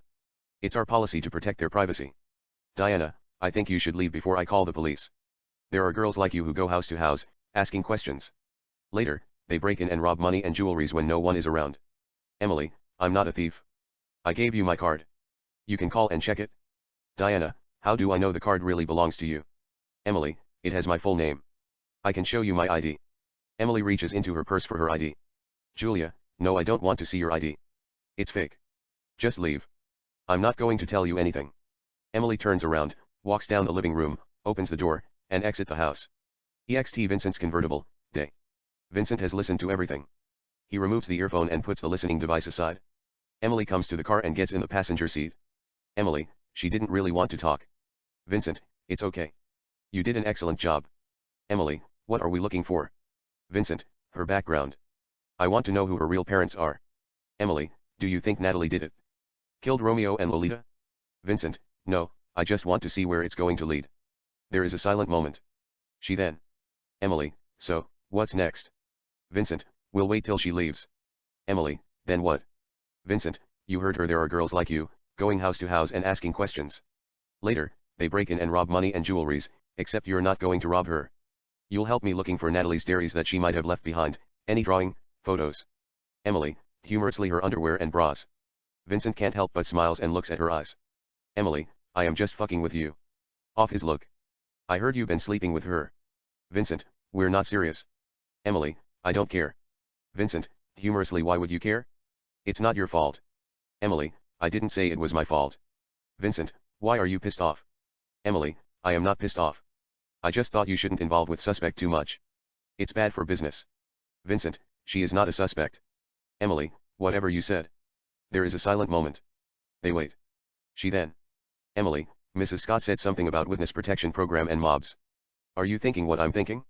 Vincent, what are you thinking? Emily, I think Natalie real father was in witness protection program. The mobs found out his whereabouts and killed him. Vincent, why? Emily, maybe, he gave incriminated evidence to the against Rossatini crime family. Vincent checks his laptop for the truth. Vincent, when was Luciano Rossatini sentenced to prison? Emily, 2004. Vincent looks at it. Vincent, who was his lawyer? I heard something about his lawyers giving crucial evidence to the secretly. Vincent checks who the lawyer was. It's Carl. He checks Carl's information. Vincent, Carl is still practicing law in Chicago. He has a wife and 2 daughters. Emily, what about his assistants? Vincent checks it in the laptop. Assistant's lawyer Luciano Rossatini's case. All kinds of information appear on the screen. Vincent, what are we supposed to check? Emily, it could be Natalie's father. Vincent looks at her with a little bit curiosity. Emily, it's an opinion. Vincent continues to check. Emily sees Diana exiting the house. Emily, she's leaving. EXT Diana's BMW, day. Diana gets in her 2015 BMW, starts her car, gets onto the street, and drives away. EXT/int. Vincent's convertible, day. Vincent and Emily watch her leave. Vincent shuts his laptop and puts it aside. Vincent, are you ready for breaking and entering? Emily, I'm born ready. They get out of the car and walk toward the house. EXT Diana's house, day. Vincent and Emily come to the door. Vincent takes out a device that is used to open doors, inserts it in the keyhole, and opens the door dexterously. Vincent and Natalie enter quietly. Int. Diana's house, day. Vincent quickly applies the security code on the alarm. Vincent, check the living room for family albums. I'll go to her room and look for her diaries. Vincent takes the staircase and goes to Natalie's room as Emily checks the living room. Natalie's room. It's left untouched. The room is neat. We see all kinds of pictures on the wall. Bob Marley Legend poster, Leonardo DiCaprio Titanic poster. Scarlett Johansson in Lost Translation. Brad Pitt and Angelina Jolie in Mr. and Mrs. Smith. Heath Ledger as Joker. The picture of male and female models, etc. It's a typical high school girl room, except it's 4 times bigger than the average rich high school girl. She has mirrors set, 3 closets, a study room, a private bathroom with bathtub. Vincent looks at the drawers. The clothes are placed folded neatly. There are expensive jewelries. Vincent then notices there are written words on the wall. He takes out a small camera from his pockets and photographs everything. In the meantime, Vincent continues to look for her diaries. He checks under the mattresses, in her closets, drawers, etc. Vincent finds nothing. Vincent then sees a safe case in her third closet near the door. He uses his device that opens locks. It has a lot of features. Vincent applies the right device and opens it. We see drawings. It must be her younger days. There is a drawing of a little girl. Megan is written under the picture. There is a boy. John is written under the picture. There is an adult man. Dad is written on it. There is a cross, supposed to be a gravestone. It says Mom. Vincent realizes her real name is Megan. John is her brother. He looks at all the drawings but can't find her real father name. They all says Dad. He wants her diaries. Vincent goes to a study room. Natalie's study room. It looks like an office. She has a computer, posters on the wall, photos in frames, and other things. Vincent looks around her room. There is a small drawer that has a lock.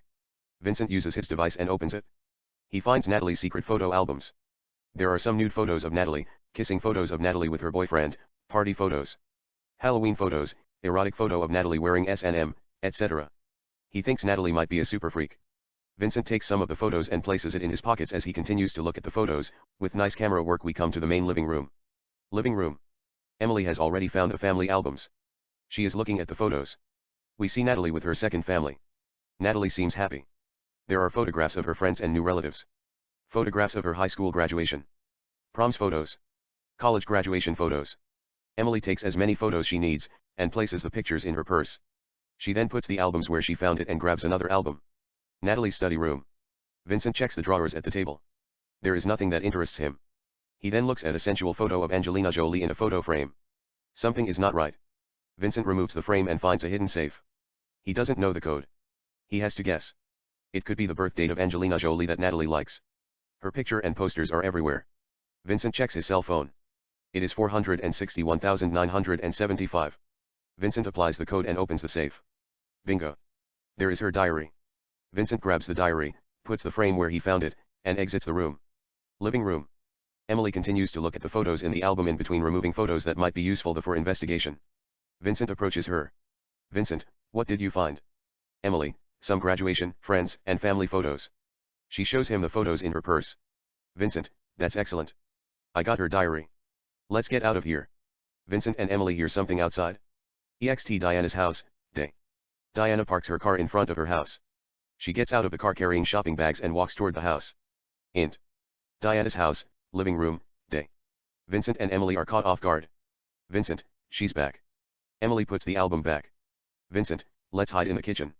Vincent takes Emily's hand, and they go to the kitchen. Living room. The main door opens.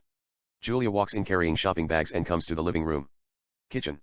Vincent and Emily look at her. Then Emily smells something spicy. She sneezes just a little bit. Vincent thinks they're about to be caught. Living room. Diana looks at the direction of the kitchen. Kitchen. Vincent prays for miracle. Living room. Diana then holds her private part. She has to pee, drops whatever she has on her hands and runs upstairs, to the bathroom. Kitchen. Back to Vincent and Emily. Vincent, come on. Let's get out of here. Vincent takes Emily's hand and they walk toward the exit. EXT Diana's house, day. Vincent and Emily exit. They walk down sidewalk and come to Vincent's car. EXT Vincent's convertible, day. Vincent gets behind the wheel. Emily enters in the passenger seat. On the soundtrack, music plays melodiously. Vincent starts the car. They drive away. EXT Hotel and Resort, Terrace, Sunset. It's a beautiful hotel and resort built next to a lake. Vincent and Emily sit at a table, having sushi, lobsters, and enjoying glasses of red wines. They are not really eating. Vincent is reading Natalie's diary. Emily is working on her laptop, checking information. Music continues to play on the soundtrack. The music then falls in the background and plays softly. Emily, I found it. Her boyfriend name is John Turner. He went St. Mark High School with her. He graduated 2009. He's 2 years older than her. Vincent, he's not her father. Emily, what's not her brother? Vincent, it's just the tattoo on her arm, says John. First, I thought it was her boyfriend. Then, I saw her drawing. It says John as well. He's her brother. She mentioned him a couple of times in her diary. There are 2 Johns. Emily, so. Vincent, I thought she might have involved with her brother.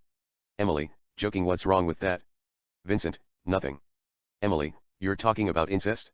Vincent, I heard if someone sleeps with her brothers or sisters, it could result in birth defects. Emily, I'm speaking hypothetically. I'm not saying it's right or wrong. But suppose you don't want to have a baby. Is it okay to sleep with your sister, or brother for the sake of pleasure? Vincent, I don't know. I don't have a sister. I'm only child. Emily, but do you opposite it? Vincent, it's not up to me to opposite or approve it. People have the right to do whatever they want to. It is free country. Emily, we don't really have the right to do whatever we want to do. It's not free country. There are laws that tell us don't do this. Don't do that. If you do this, you will go to prison. If you do that, you'll be punished. I'm not even talking about restriction on Planned Parenthood, but religions that spiritually forbidden us to question the existence of God.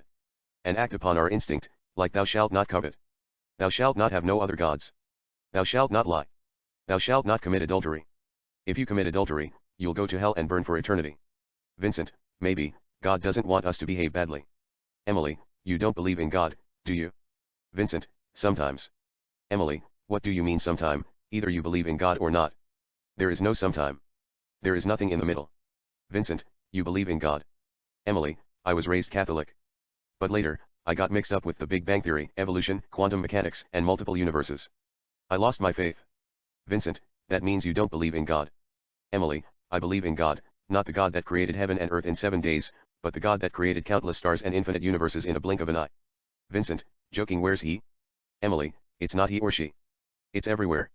It's everything, from a single heartbeat to trillions of atoms that consist of a person body, from a particle to myriad of stars in the universe, from an empty area inside our souls that are filled with absolute void to the infinite cosmos. Vincent, that's deep. Emily, so, do you question the existence of God sometimes? Vincent, I will tell you a story about a man who questioned the existence of God many years ago. He read the Torah as a child. When he grew up, in order to find out if God really existed or not, he disappeared for a while. He slept with hundreds of women, prostitutes, married women and beautiful girls. He killed thousands. He took the Lord's name in vain. He stole here and there. He coveted like Casanova.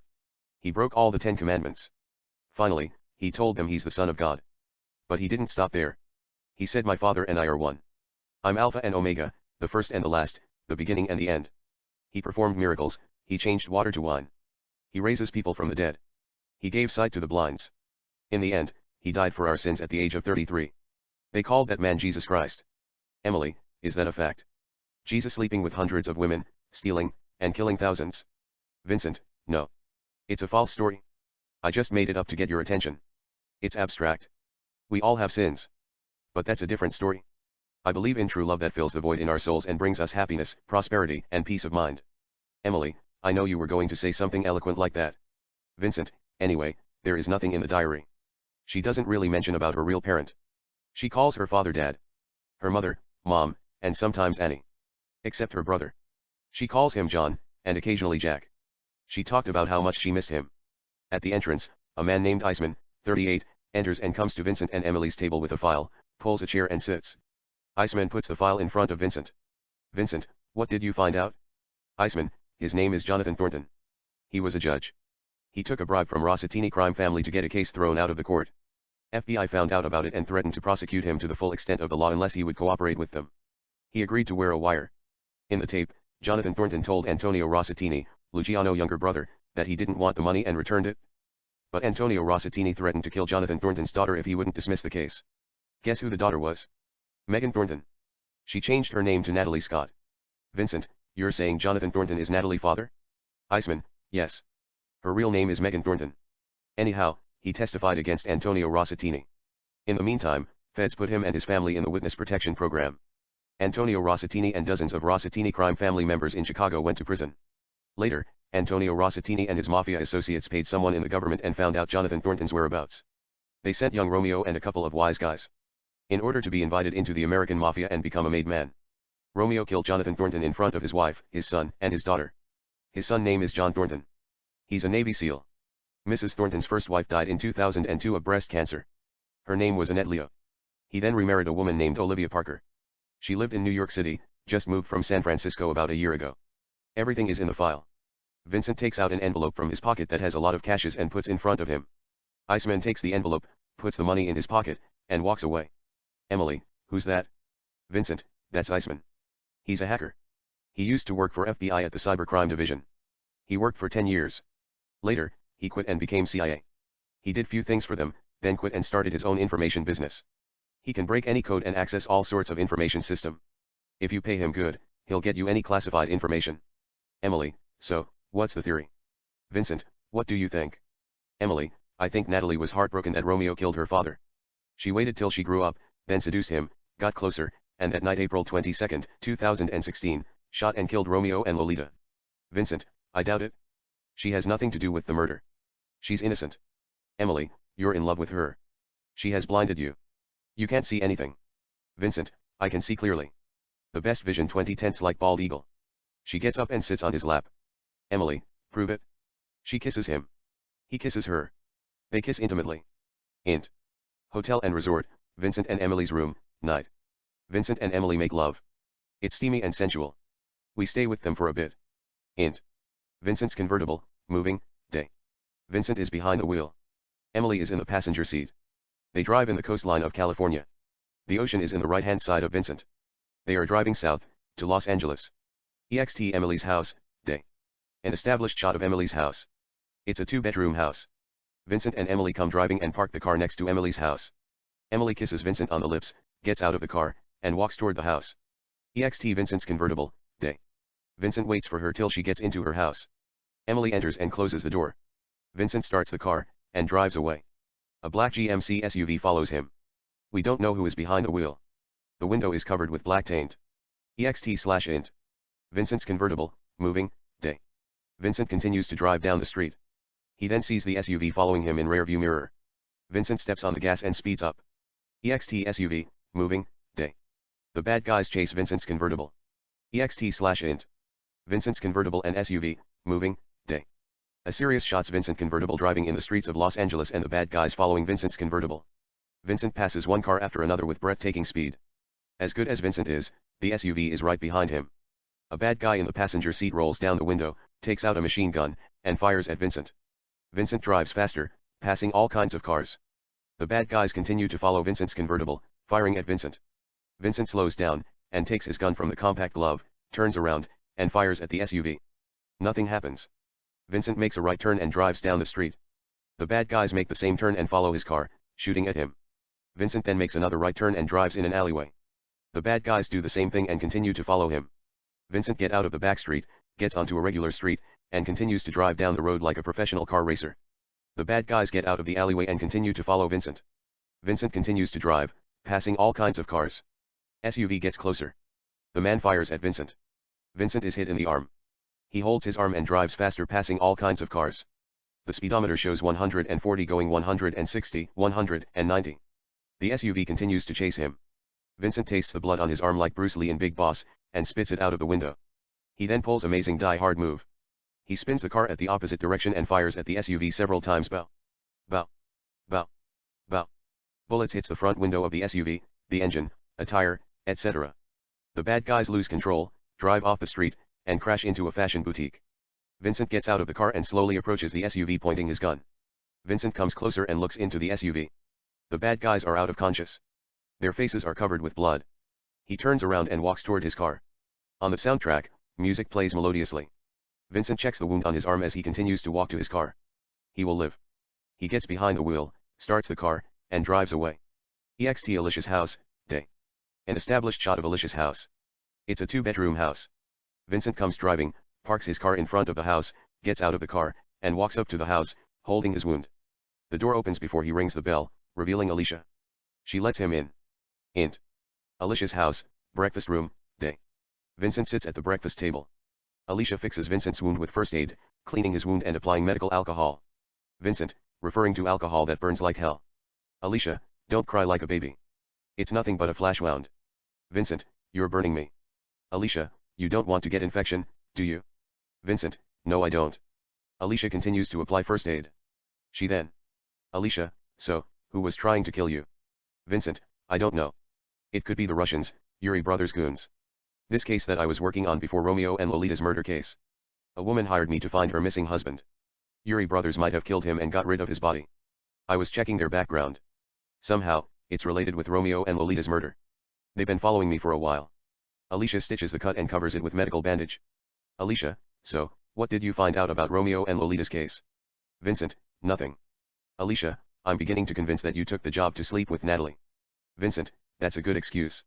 Don't you think? Alicia, her real name is Megan. Vincent, how did you find it out? Alicia, it's classified. Vincent, if you say so.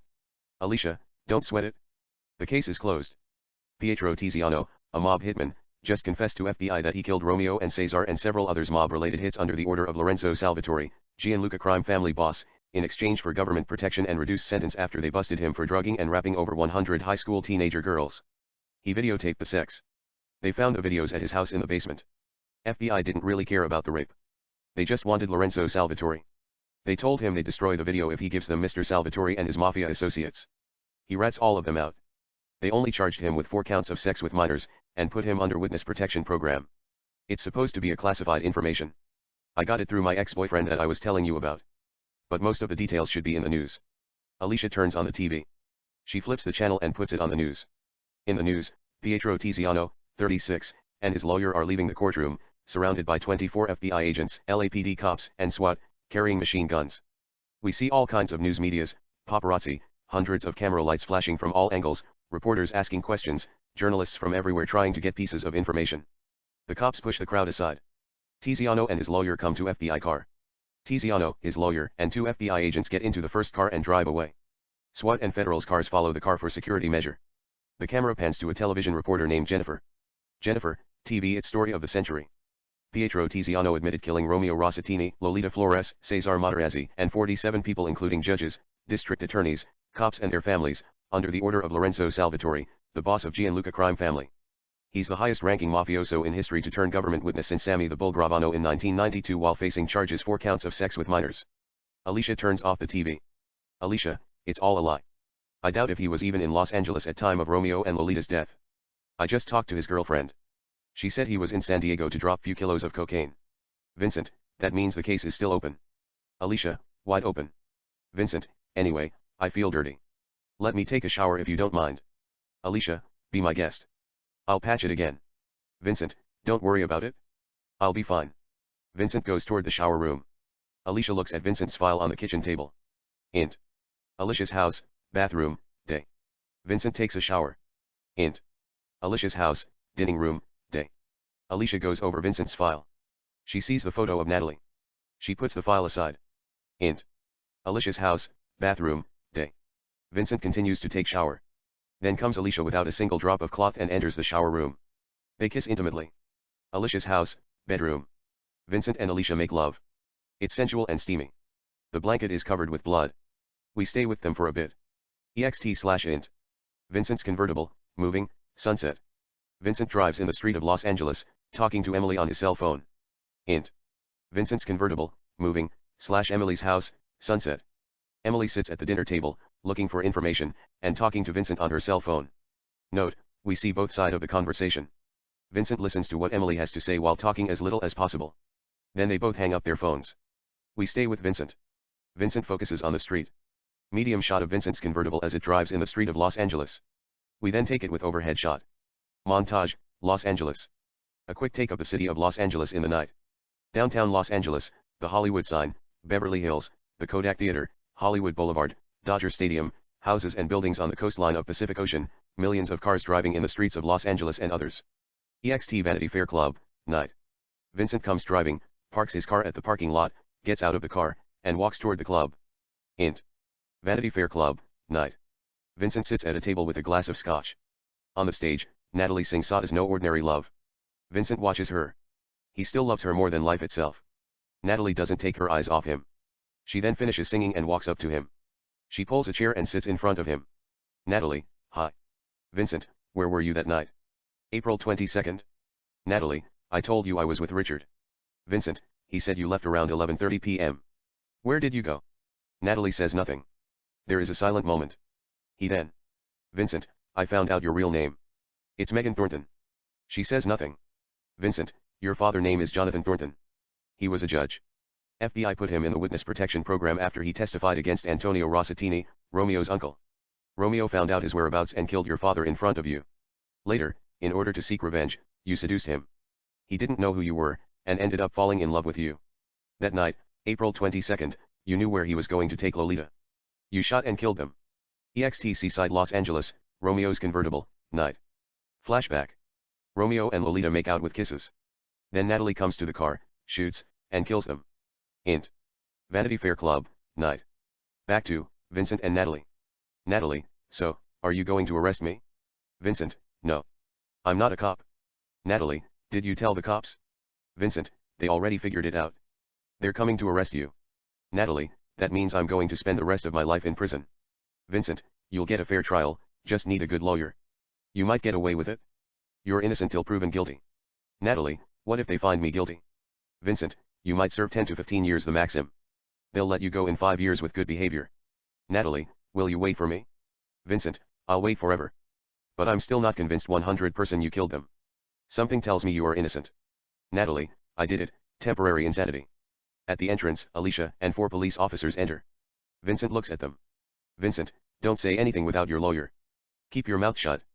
They approach Vincent and Natalie. Alicia, to Natalie Megan Thornton, you're under arrest for the murder of Romeo Rossitini and Lolita Florine. You have the right to remain silent. Anything you say or do can and will be used against you in the court of law. The cops cuff her hands and escorts her toward the exit. Alicia sits in front of Vincent. Alicia, what's up? Vincent, how did you figure it out? Alicia, I saw your file. Vincent, that's what I thought. There is a pause. Alicia, what's bothering you? Vincent, she didn't do it. Alicia, save it for your next book. I need confession. Gets up, there is a new development on the case. The person, who called 911, found a diamond engagement ring at the crime scene. He kept it for a while before he decided to return it. We had Natalie's fingerprint on the ring. You're going to lose the love of your life for a while. I will see you. She gets up and walks toward the exit. Vincent takes a sip from his drink. EXT/int. Vincent's convertible, moving, night. Vincent drives in the street of Los Angeles. On the soundtrack, Natalie sings a song. Vincent is thinking about her. He seems lost in thoughts. We see all kinds of billboards and movie advertisements. Then the images in the billboards and movie advertisements change to Natalie images. Everywhere he looks, it's Natalie. Natalie's music video. It's continuation of Natalie's music video that we were watching at Roy's house previously. The male lead role will be played by Vincent as if he were fantasizing. Natalie's convertible. Natalie drives in the street of a beautiful Paradise Road. She then comes to a castle/church. It was a church that turns into a house. She gets out of her car and goes to the castle built next to a breathtaking ocean. Castle. Natalie sees Vincent standing at the chapel. There is a statue of Natalie at the chapel. Vincent sees Natalie. She walks toward him. He approaches her. They kiss passionately in the middle of the church. He takes her hand. They go through the side door. There is a big water fountain next to the house. In the middle of the fountain, there is a sculpture of nude Natalie, facing the ocean. She is taken by the sculpture. Vincent takes her hand. They walk to his studio, next building. Vincent's studio. We see all kinds of paintings and sculptures of Natalie throughout the studio. It's as big as 2 football stadiums. She looks at them with awe. Natalie and Vincent stand face to face. They talk between soft kisses. They then kiss intimately.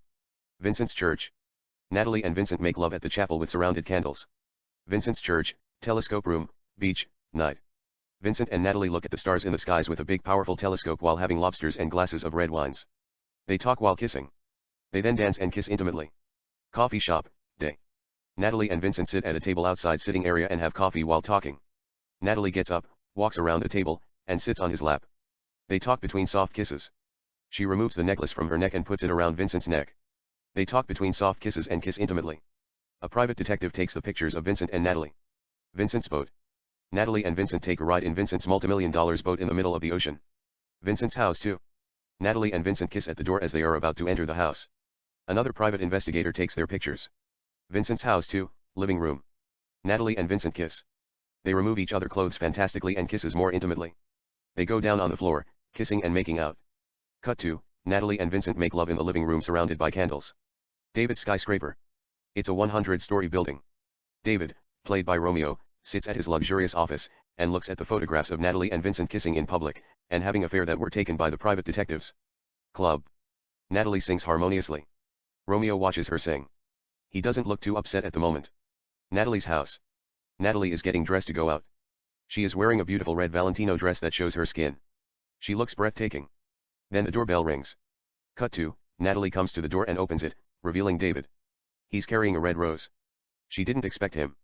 He gives her the rose and enters anyway. Natalie's house. David asks Natalie where she is going. She says nothing. He then takes her hand and places the same ring on her palm that he gave her previously, which she gave to Vincent. He turns around and leaves without saying anything. Natalie's convertible. Natalie drives in the same beautiful Paradise Road. It's night. Natalie seems concerned. Vincent's church. Natalie comes driving to the castle. She gets out of the car and walks to the building. Vincent's church. Natalie finds Vincent sitting at the chapel, on the steps. He is bitten badly. He has bruises on his face and blood stain on his shirt. He is wearing sunglasses.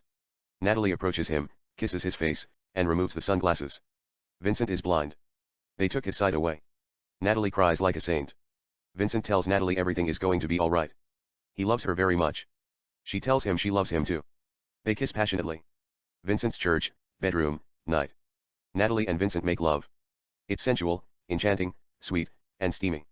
She kisses Vincent's wounds, his eyes, broken nose, cut lips, as they continue to make love. David's mansion, day. Romeo sits next to the swimming pool, working on his laptop, and drinking whiskey and coffee. Natalie comes to the swimming pool area, takes out a small handgun from her purse, and points the gun at David. He gets up and tells her to be cool. Natalie shoots David in the heart. He falls in the swimming pool and dies. Natalie then sees Lolita walking to the swimming pool area. She shoots her. Lolita falls and dies. David's mansion, living room, day. Natalie comes to a big portrait of David, opens the portrait like a door, revealing a hidden safe, applies the code, and opens the safe. There are billions of dollars in the safe. She grabs a pile of money. They are marked $100,000. She puts the money in a bag and walks away. Natalie's convertible. Vincent sits in the passenger seat. He is wearing sunglasses. Natalie comes to her convertible, carrying the money. She puts the money in the back seat, gets behind the wheel, starts the car, and they drive away. Natalie's convertible. Natalie and Vincent drive on the coastline of an ocean. An airplane flies in the air. Cut to, Natalie and Vincent sit at first class, talking while sipping champagne. They put the champagne aside and kiss. They part their lips. Vincent seems sad. Medical institution. It's an advanced medical institution. Doctors are in the middle of restoring Vincent's sight. Natalie stands in a glass room and watches operation as the doctors perform surgery on Vincent's eyes. Venice. Natalie and Vincent take a gondola ride at the Grand Canal. A gondolier gives them a tour. Vincent's eyes are wrapped with a bandage. Natalie slowly removes the medical dressing from Vincent's eyes. Vincent looks around. He gains some of his sight. But everything looks blurry. Vincent wants to see Natalie's face like he used to. Natalie kisses Vincent passionately. Vincent closes his eyes. They kiss more intimately. They then part their lips. Vincent slowly opens his eyes. He sees Natalie clearly. He tells her that he can see clearly. They kiss French. Then on the screen, it says the end. Int. Vincent's apartment, living room, night. Vincent sits at the table, looking at the drawing of a little girl and a boy. Megan is written next to the girl. John is written next to the boy. Vincent then looks at the photos of John Thornton. There is a photo of John in Navy SEAL uniform. Flashback. EXT Seaside Los Angeles, night. Romeo and Lolita make out in Romeo's convertible. Natalie stands with a gun. She is holding the ring. Natalie couldn't do it. Then John comes out of nowhere and shoots Romeo and Lolita. Natalie drops her ring and the gun on the ground in confusion. John picks up the gun, takes Natalie's arm, and they come to John's car. John places her in the passenger seat. He walks around the car, gets behind the wheel, starts the car, and they drive away. EXT Seaside Los Angeles, early morning. A man named Peter Williams comes jogging to the crime scene. He stops running and looks at the dead bodies of Romeo and Lolita. He takes out his cell phone, dials 911, and reports what he's looking at. Peter hangs up the phone. He then sees a diamond ring, picks it up, looks at it, places the ring in his pocket, and waits for cops to come. Int. Vincent's apartment, day. Back to, Vincent. The pen falls from Vincent's hand. He bends down to pick it up. A bullet pierces through the window, misses him by inches, and hits the wall. Vincent quickly hits the floor. There is a sniper across Vincent's apartment. More shots are fired. Vincent quickly pulls out his gun and hides by the sofa. Suddenly, the shooting stops. Vincent picks up his cell phone to make a call. But the phone is shot. Vincent drops the phone, runs down the room, and gets out of his apartment. Hallway. Vincent walks down the hallway, comes to the elevator, and presses a button. The elevator door opens. Elevator. Vincent gets in the elevator and presses a button. The elevator moves down and opens at the lobby. Lobby. Vincent gets out of the elevator, walks down the lobby, and comes to the circulation desk. We see the lobbyist talking on the phone. Vincent, I need to use the phone. It's emergency. Vincent takes the phone from the lobbyist and dials Alicia. A bullet comes flying, passes by Vincent's ear, and hits the lobbyist in the head. The lobbyist goes down dead. More shots are fired. Vincent hides by circulation desk. He checks his side. He's shot. We see the shooter. It's John. He enters the building and slowly approaches the circulation desk where Vincent is hiding. John looks around. Vincent is gone. Yet Vincent has left a trace of blood. John then hears the elevator doors closing. He turns his eyes and sees Vincent inside the elevator. John fires at him. The elevator doors continue to close. John runs to the elevator. But it's too late. The elevator doors shut. John quickly runs to the staircase room. Int. Staircases, night. John takes the staircase. He's fast. He climbs the steps as if he were running on the street, except he had to make turns. Int. Elevator, night. Vincent is bleeding. He sits on the elevator floor and tries to stop the blood with his hand in vain. Int. Staircases, night. John continues to climb the staircases, comes to the third floor, opens the door, and enters. Int. Third floor, night. John runs down the hallway and comes to the elevator. It's too late. It's already passed. He knows the smartest thing to do is to wait and see where the elevator is going to stop. John presses a button. Another elevator opens.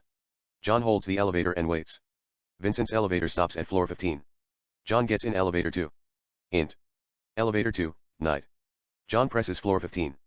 The elevator door closes and heads to floor 15. Int. Elevator 2, floor 15, night. We are at floor 15. The elevator doors open. John gets out the elevator and looks at Vincent's blood on the floor. John follows Vincent's blood, which leads him to the rooftop. John takes a staircase that leads to the rooftop and exits. EXTABC apartment building, rooftop, night. John looks for Vincent. He doesn't see him. Vincent is hiding by a big air conditioner. He has his gun on his hand. He takes a pick and looks at John, who is looking for him. Vincent chooses to hide and collects his strength. John comes to where Vincent was hiding. Vincent is gone. John traces Vincent's blood and sees him climbing down a small ladder that leads to the swimming pool. John fires at Vincent a couple of times. Vincent runs down the swimming pool and hides by the tanks. John continues to fire at him. Vincent fires at him back. They exchange a couple of shootouts. Bullets flies everywhere. Then Vincent runs out of bullet. He throws his gun away and hides behind a water tank. John slowly approaches him. Vincent comes out of the hide, moves swiftly, and tackles John to the ground. Vincent punches John on the face and gets the gun out of John's hand by slamming his hand against the floor. John punches Vincent across his face and flips him over. They go at it, punching, kicking, elbowing, etc. It's a realistic fight. EXTABC apartment building, night. Alicia comes driving and parks her car next to the building. She gets out of her car, and walks toward the building. Alicia sees broken glasses at the door, takes out her gun and goes to the apartment building, drawing her gun. Lobby.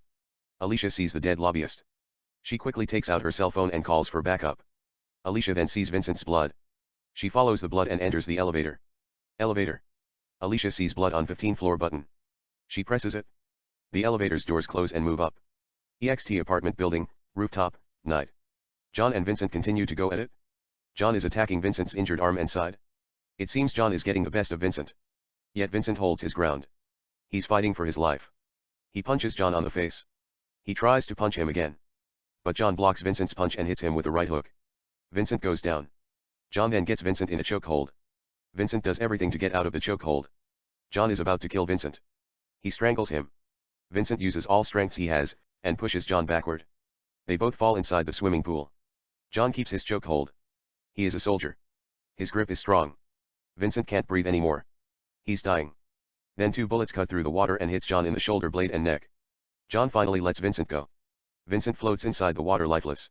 Rooftop, swimming pool. Alicia fires 2 more shots at John. She hits him in the chest. She throws her gun away, quickly dives into the swimming pool, swims under the water, and fetches Vincent out of the water. Alicia gives Vincent CPR and chest compression. Alicia, come on, Vincent. Vincent is not responding. Alicia continues to give Vincent CPR and chest compression. Then Vincent coughs the water out of his lungs and takes a deep breath. Alicia, fuck, Vincent. You scared me to death. I thought I lost you. Vincent, what happened? Alicia, the motherfucker tried to kill you. Both Vincent and Alicia look at the swimming pool and notice John isn't there. Alicia, where did he go? Alicia gets up. Vincent stands on his feet as well. Alicia looks at her gun down by the swimming pool. She walks toward the gun. Out of nowhere comes John, who is covered with blood, and grabs her by her throat. Vincent runs to help Alicia. Vincent wraps his arms around John's neck, puts his weight on him. John goes down on his knee. But he easily flips Vincent and throws him away. John then kicks Vincent's face and puts him out of conscious. In the meantime, Alicia collects her breath and goes after John. She kicks him on side of his stomach and punches him on the face. John is a different person. No pain whatsoever. He turns into pure monster. Alicia tries to punch him more. But John blocks Alicia's punches. He hits her in the stomach and headbutts her. Alicia falls on the ground. John then grabs Alicia's hair, drags her on the edge of the building, and throws her away. Alicia holds a bar that happens to be on the building. She is barely holding it. If she lets go, she would fall 16 floors and die. John doesn't help her case. He steps on her left hand. Her hand is bleeding. She lets her left hand go and holds the bar only with her right hand, dangling. John steps on her right hand, crashing the bone on her fingers. She doesn't let go. John continues to crash her fingers. Alicia's fingers are bleeding badly. John hears cocking of a gun. He looks up. Bullets explodes inside his neck bow. John holds his neck and looks at the shooter. Vincent shoots him 3 more times in the chest bow. Bow. Bow. John falls backward, flies down 16 floors, crashes against a water fountain, and dies. Vincent quickly runs to Alicia, drops the gun, holds her hand in the air, just as she lets it go. Vincent pulls her to safety. They cuddle and kiss passionately. In the meantime, LAPD cars come driving and pulls in front of the building. Vincent and Alicia continue to kiss. Then they part their lips slowly. Alicia, what was that? Vincent, I don't know. Alicia, you had never kissed me like that before. Vincent, you had never saved my life before. They exchange soft juicy kisses. Alicia, you saved my life too. We're even. Vincent, no, we're not. You brought me out of death. I was in the darkest place. They kiss more intimately. Alicia then parts her lips. Alicia, anyway. I came to tell you. She confessed everything. Vincent, she didn't do it. That's her brother. John. He's the one who pulled the trigger. Alicia, what are you talking about? We had her confession. Vincent, she was protecting him. Why would she leave her ring at the crime scene? It doesn't make sense. Alicia, it might have fell from her purse when she took out her gun. Vincent, she was holding on the ring when she approached him. But she can't bring herself into killing him. Her brother shot Romeo and Lolita. She dropped the ring in confusion. Alicia, do you have any proof? Vincent, it's in my apartment. Alicia, it can wait. They kiss more intimately. On the soundtrack, music plays melodiously. EXT Vincent's apartment building, later. Alicia tells Detective Vaughn and Jason her side of the story as 2 paramedics put the body of John in ambulance. Vincent gives his part of the story to Detective Rachel Morris as 2 female paramedics fix his wounds. We don't hear what they are saying due to the music on the soundtrack. Int. Vincent's apartment, living room, night. Alicia tends Vincent's wounds. She removes the new bandage that the paramedics just put on his side and cleans it with first aid alcohol. Alicia, it's nasty cut. Vincent, I'll be fine. Let me show you the evidence. Vincent covers his wound back, walks to his desk, grabs photos that have shoe prints. Vincent, these are John's shoe prints taken by LAPD forensics photographers at the crime scene. Alicia, where did you get the pictures? Vincent, it's a long story. Alicia, what's a long story? You have to hide it from me. Vincent, hackers. I don't know how they do it. Alicia, okay, whatever. Just continue. Vincent, I saw the marks today. It's a new brand made by Airwalk. It's only worn by USA Navy SEAL. Shows her another photo. These are her shoes marks. She stopped short. There is no way she could have killed them from that angle. Alicia looks at the photos for a couple of seconds. Alicia, what about the confession? She admitted killing them. Vincent, you can't hold that against her. Many people confess for crime they didn't commit to get attention. Even Tiziano confessed killing Romeo and Lolita. She just wanted to protect her brother.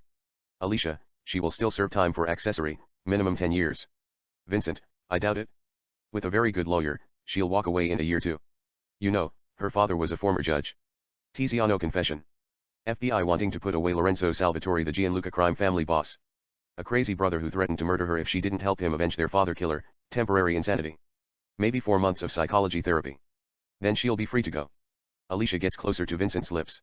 Alicia, finally, she'll fall right back in your arms. They exchange soft kisses. Vincent, I wouldn't count on that. I killed her brother. Alicia, she'll forgive you. They exchange soft kisses. Vincent, maybe, I will see her next lifetime. They exchange soft kisses. Alicia, you don't have to wait next lifetime. You have a beautiful heart. Besides, he was trying to kill me. You didn't have a choice. Vincent, if you say so. They kiss French. Vincent carries her to the bedroom. Bedroom. Vincent puts her on the bed. They kiss more intimately. It seems they are going to make love. Fade to black. 1 year later. Fade in. EXT Vanity Fair Club, night. Natalie sings on the stage, "Sod is the sweetest taboo." The camera pulls away, revealing the customers. Vincent sits at a table with a glass of scotch, watching Natalie sings. She then finishes singing, comes to Vincent's table, and sits in front of him. Natalie, what's up?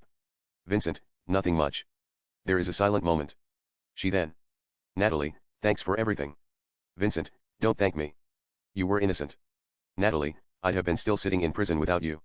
Vincent, you don't belong there. Natalie, where do I belong? Vincent points at his heart. She smiles in beauty, gets up, walks around the table, and sits on his lap. Natalie, I love you. They exchange soft kisses. Vincent, I love you too. They exchange soft kisses. Natalie, let's forget about everything and start new. They exchange soft kisses. Vincent, as you wish. They kiss more intimately. On the soundtrack, music plays melodiously. EXT Beach, Day. Vincent and Natalie kiss intimately as the waves crash on their bodies. The end.